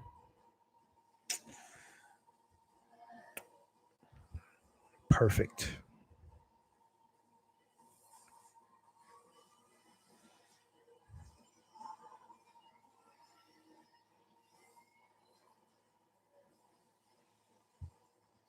Not to bring this up for the 30th millionth time in this review or this live stream watch along, going back to the comparison of Civil War and this, again, why I think ultimately why I do like Civil War more. It is the more cohesive film and more character development. But I think at the end of the day, when we talk about, how a film leaves, how it, third act finishes up, this is cool to see the Trinity going against Doomsday. I mean, this is awesome, right? But for me, with Civil War, you had that fight with Tony and Iron Man, Iron Man and Cap, the personal fight that they had. And then you mix in Bucky in that mix, it was personal, right? It wasn't all this, nothing against it because I love this scene, but it wasn't all CGI monster taking on, the superhero. So it was a personal, fight. Like finding, Tony finding out that, Steve knew about his parents' death and that Bucky was responsible for it. It was personal, right? But again, like I said, I love seeing the Trinity on the screen for the first time ever, taking on this org Doomsday wannabe. But it's still so cool to see. Like, again, it's just like, 4 years, 4 years being removed from it. It's just so cool that we got to see Wonder Woman, Batman, and Superman taking on Doomsday. Like, come on. Or this version of Doomsday. It's like, it's pretty badass. It's pretty cool. As a kid growing up, it's like, you couldn't imagine this stuff coming true, right? But it's here. It's real life. Kind of feel like, this is like a super chill hour. I got my mic here. Let me pull up a little bit, read these comments. Excuse me. This is a beautiful shot, by the way. But Superman's going against Doomsday and the vision off, if you want to call it that. Heat vision, so badass. And he comes up like, I love that. It's so badass. Super Saiyan indeed, yeah, for sure, man. Score is still killer. Yeah, the score is just fucking fantastic. Really sets the mood for the epicness going on the screen. I would be so nervous. I'll be like, "Hey, you're amazing, Gal," but I'll be a fanboy talking about if you met Gal Gadot in real life. Yeah, man, I don't know, man. She's just, again, she seems to be super generous and a sweet person. But man, she's beautiful. She's beautiful. Absolutely beautiful. It really does feel like three. Yeah. Hi, same Robert. Yeah, I think we could all agree if we saw Gal Gadot in real life, it'll just be like, hi, blah, blah. My name, Bob Elliott. Nice to see you in life. Um, yeah, Connor, man, I would try but fail. Wonder Woman is here and she ain't playing no games. That's right. She got her sword, the God Killer with her, and her shield. She's ready to go. And we see her lasso here in a bit. I mean, Zack Snyder wasn't playing around. He was like, you know what, you guys, you want Wonder Woman, you haven't seen her on a big screen yet, which again, if you guys know me, I'm a DC fan, I'm a Marvel fan. I love them both. Um, but DC beat Marvel to the punch. Having the first female big comic book movie as they did with Wonder Woman before. We got Captain Marvel, and we're supposed to be getting Black Widow in May, but it's been pushed back. But yeah, I love Wonder Woman. I love Wonder Woman. She's fantastic. She's a pretty awesome character. Oh, I love this moment here, right? When she smiles, like, all right, let's go. And apparently, I remember reading something that was like totally Gal Gadot's like idea to kind of make that moment, like when she was like, okay, I got some nice moves, but I'm an Amazon. You don't know what you're messing with here with Wonder Woman. Such a cool moment.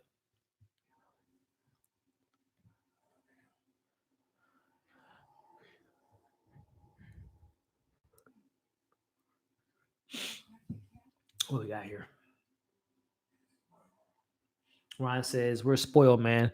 We've seen the growth of comic book films, and that now is nothing but great. Yeah, people will burn to the ground. Yeah, man. Like I said, man, it's like anything in life, right? When you trajectory is just going so high to the ceiling, and whenever we don't see movies in the comic book genre that doesn't meet the need, doesn't hit the same levels of those great ones, and we always just kind of be like, nowadays, and I don't do this. If you guys follow me on my channel, and I know a lot of you people in the chat now aren't like this when you review films, but it's either like, it seems like to me with some people, it's like if the film's not great, then it's terrible. It's like there's no in between, right? There's no like, it was a good action, some good characters. Sure, the story wasn't great, but like everything has to be a 10 or it has to be a 0. So as we're kind of, you know, take a gift with a curse, right? And I mean, we get these superhero movies at such a high frequency nowadays that, I mean, you're bound anything in life. If you get eventually, again, there's peaks and lows with anything that you get at such a consistent level, 6 to 8 comic book movies a year. I mean, hell, next year alone, with especially with these movies getting delayed, we might get like, God, 15, 20 comic book movies next year. And that's including the TV shows from Disney and the stuff on DC, obviously, and the other stuff that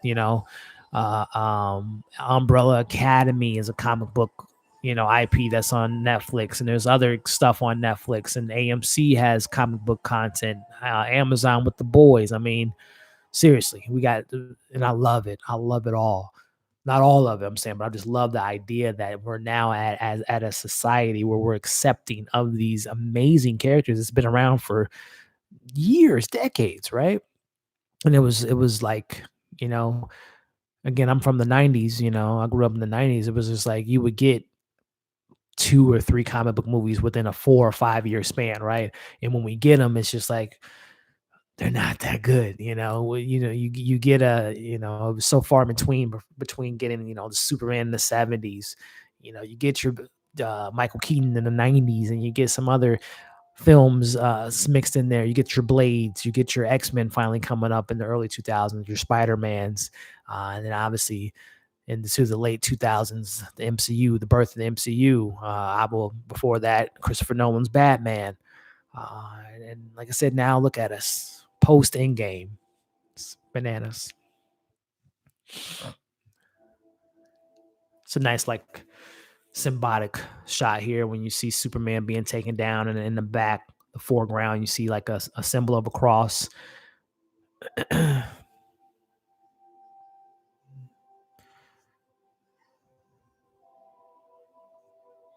Again, one movie in, I really love Henry Cavill, but one movie in, the second movie he dies, the emotional weight isn't there. I mean, even putting myself in 4 years ago when I saw this film, it's like, yeah, I was like, oh man, Superman's dead. He's gonna come back eventually. But this was supposed to have a lot of weight. This was supposed to be, Tony Stark, in game levels type of death. Um, the weight I'm referring to. This is how it's supposed to feel, but and I'm just speaking for me. I'm not speaking for everyone. I mean, some people might have been really shook up and might not know that it was going to be a Justice League film and later on and more of the Superman storyline. So some people might have been. I love the shot too when Batman's like walking up from the background. I remember that was in a trailer. I'm like, dude, Batman is stoked.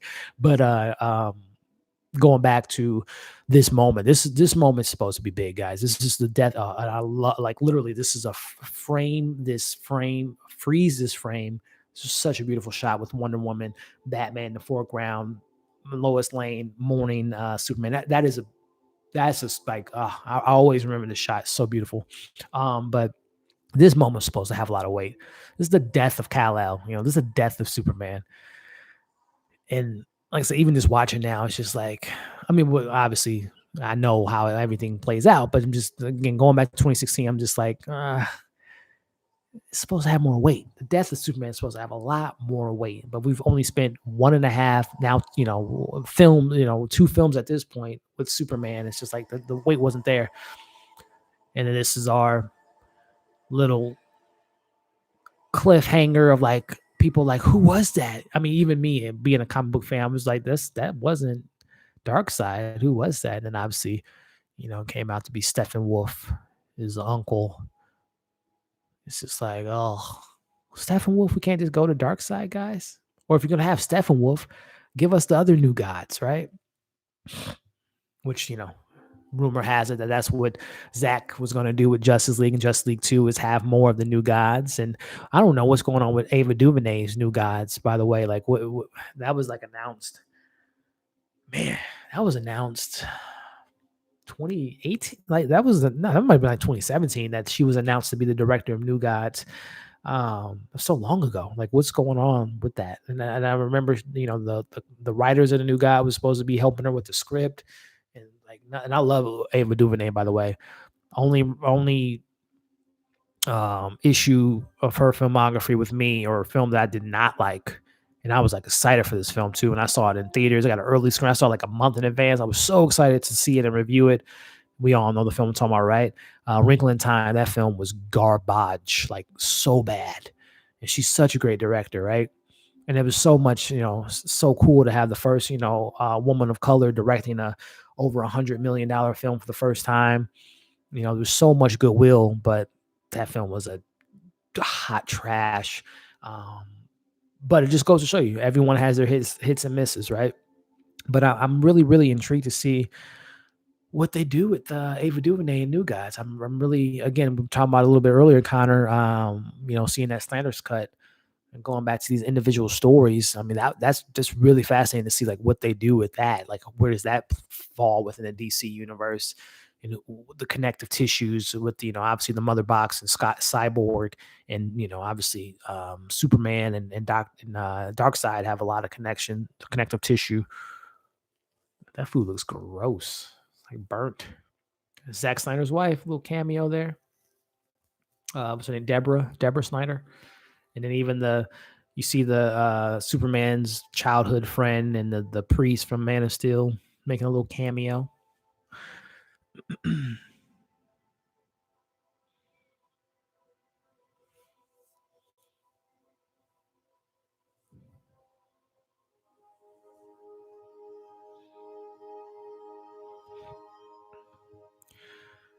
Yeah, I would have liked to have seen the explanation, right?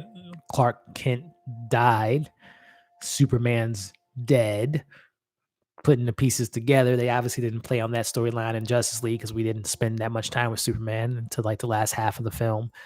But I would have liked to have seen what was their explanation of like explaining Clark's death in conjunction with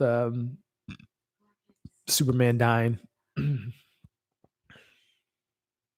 And I mean, obviously, I think at this point, excuse me, everyone at the funeral was aware that he was Superman.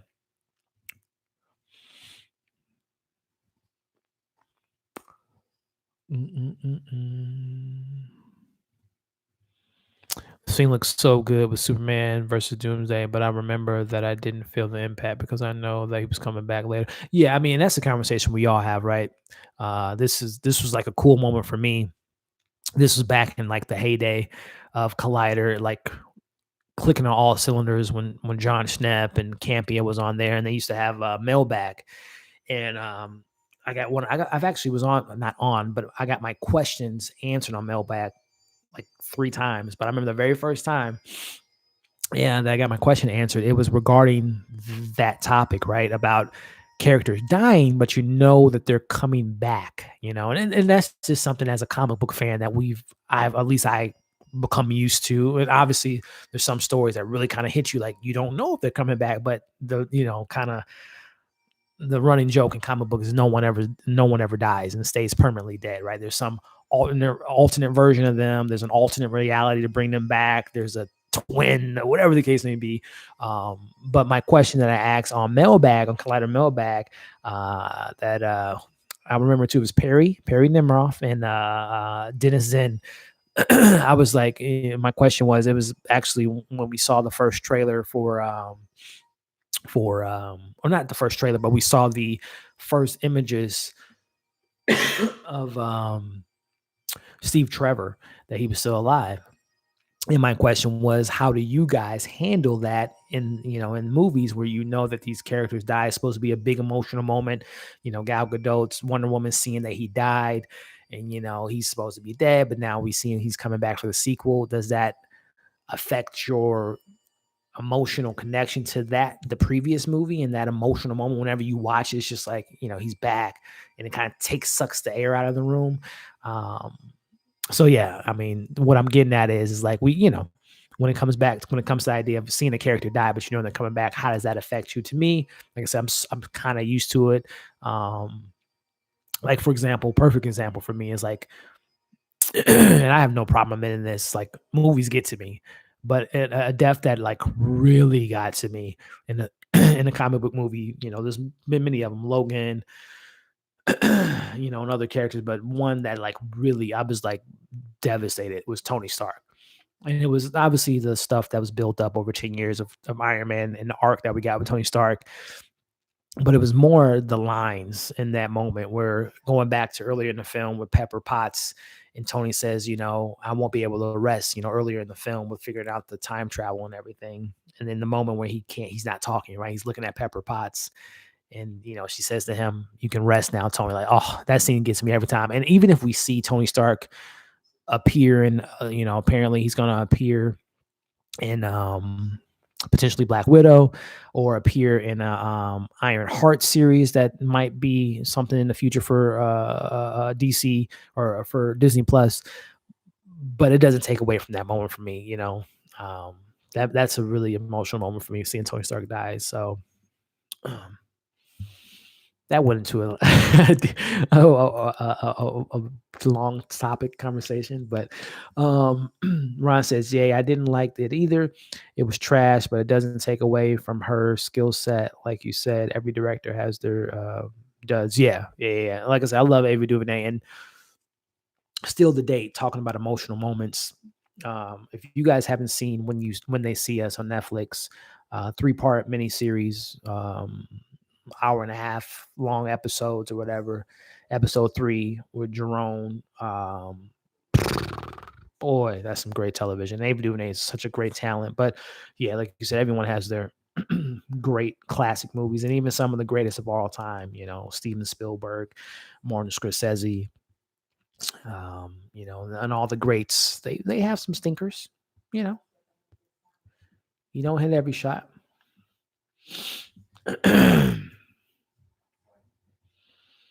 LOL, Lex being Lex and BVS. LOL, ding, ding, ding, indeed.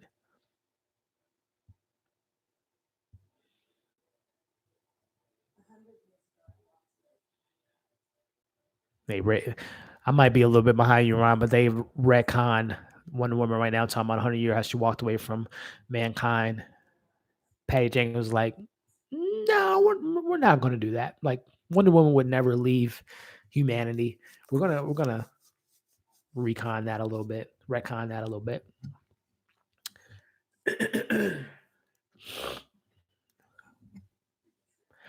By the way, like I said, I don't know if you guys like my movies. The internet's been like crappy for whatever reason tonight. I just paused it right now. 2 hours and 49 minutes and 39 seconds into the film. I always remember this for whatever reason when they're at the memorial or in memory of Superman. They're at the little I can't think of what they call these right now, but paying respects to Superman. There's an extra in the crowd. There he is right there, dude. Like they need to an award that needs to be given out to the Oscar is the best background actor, right? And I always remember this guy in the background. It's the black guy who's just like giving it all the emotions right now. He's tearing up so good. Like he's like literally legit crying. I love that. That guy should win an award, guys. Some of the best background acting I've seen in years. And you got the girl here.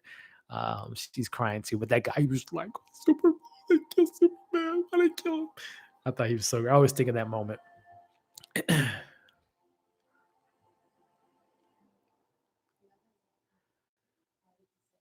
Ain't no one like you, gal. You know what I'm saying? Others like you. Ain't no one like you. Tell you that. um, Peter understand that he doesn't have to be the next Tony to be the next Spider-Man really hit me. Yeah, for sure, man.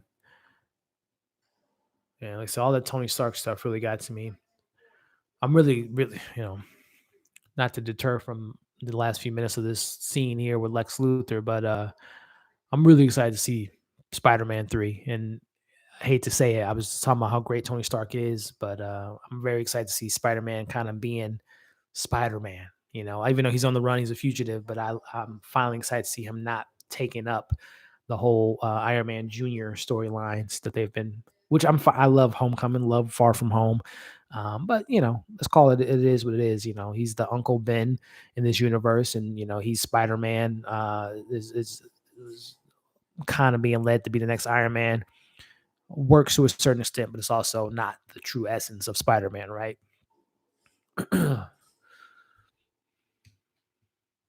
But again, as we talked about with Zack Snyder in this film, these creators normally they take the creative juices and they try to pay homage to the comics and they put their own spin to it.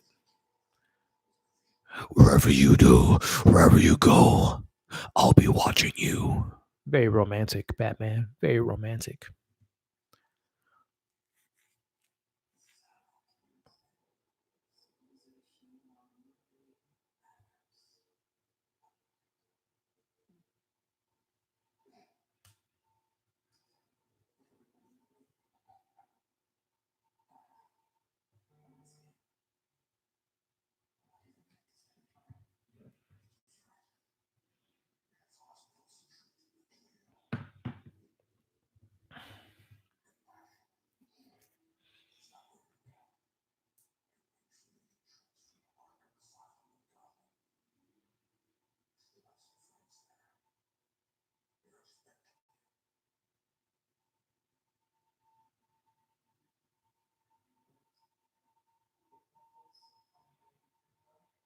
Hmm.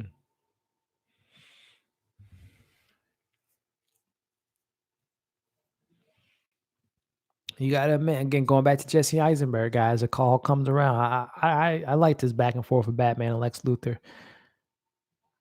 Kind of crazy, off the hinge version of Lex Luthor at this point in the film. But it's a really good little dialogue there. Him talking about he has friends still in Arkham. And they're expecting him.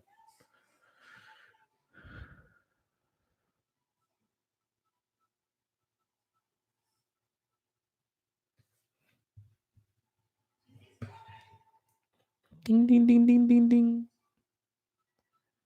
Ding, ding, ding, ding, ding, ding.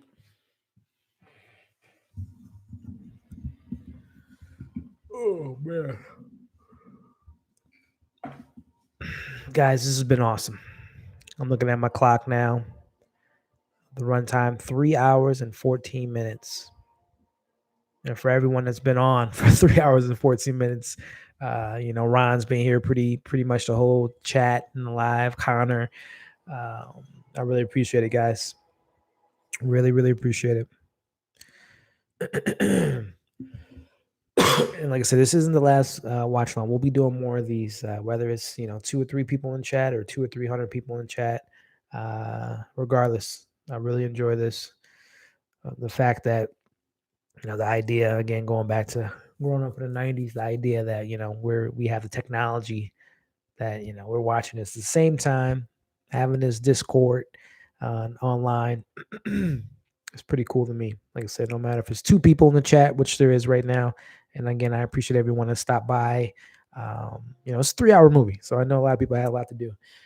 But again, like Ron and again Connor, everyone that came by tonight, Morgan, Planet Bro, Hector, everyone that stopped through tonight, I really appreciate it. It really means a lot.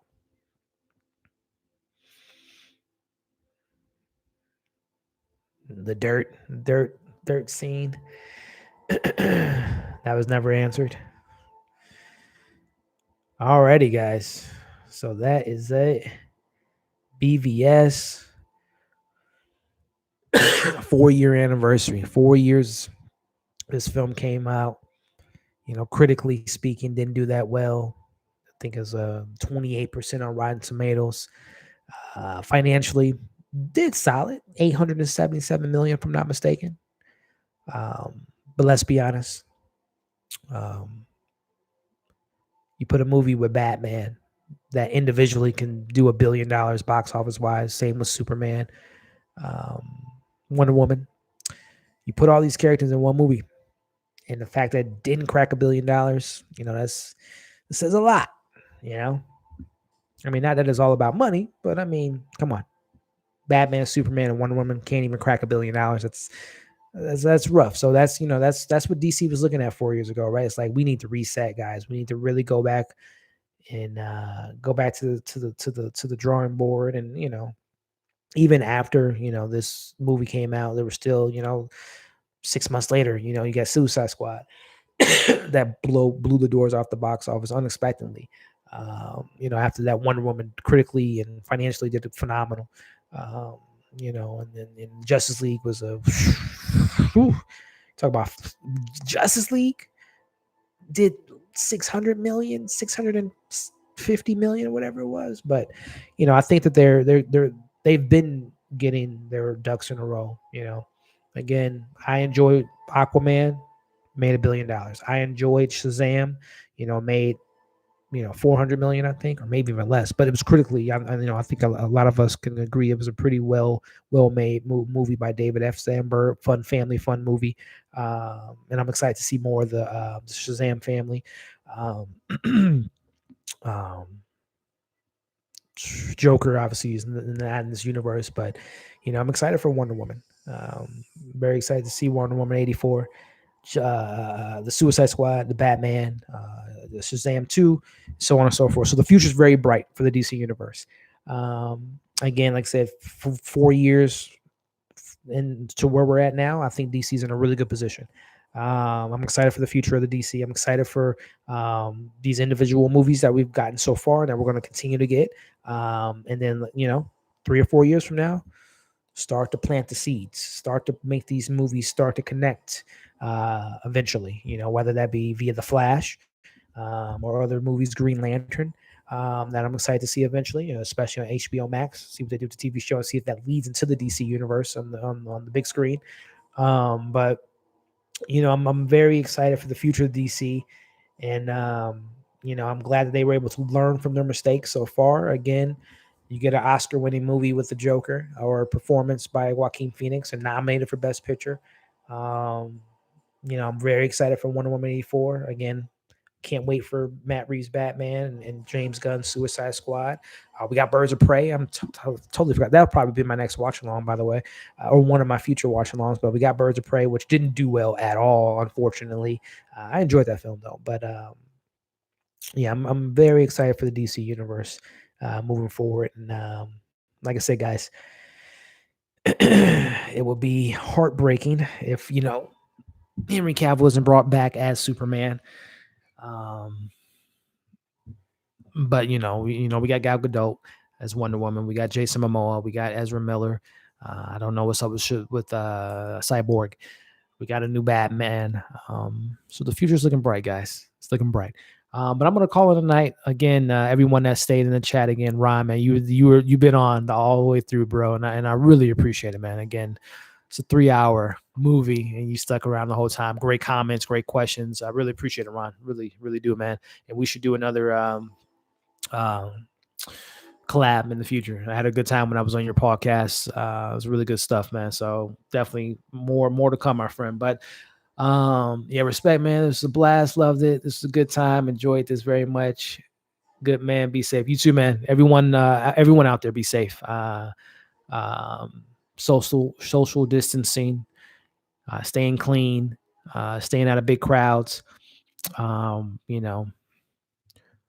taking this virus seriously is nothing we shouldn't do. We should take this very seriously. So, yeah, everyone out there, be safe. Again, thank you for everyone that joined the stream. More to come in the future. Reviews coming pretty soon for TV shows like Devs episode 5, Ozark season 3 for Netflix, Amazing Stories episode 4. There's a couple other things too. This weekend I was going to check out for streaming, but those are the ones that come to mind. So keep an eye out for those videos, guys. Hope again everyone stays safe out there. I appreciate you supporting the channel. If you haven't already, subscribe, share this channel. If you can bring someone on that might like my content, I would appreciate it. But again, thank you for all the support, guys, and we'll see you in the next video.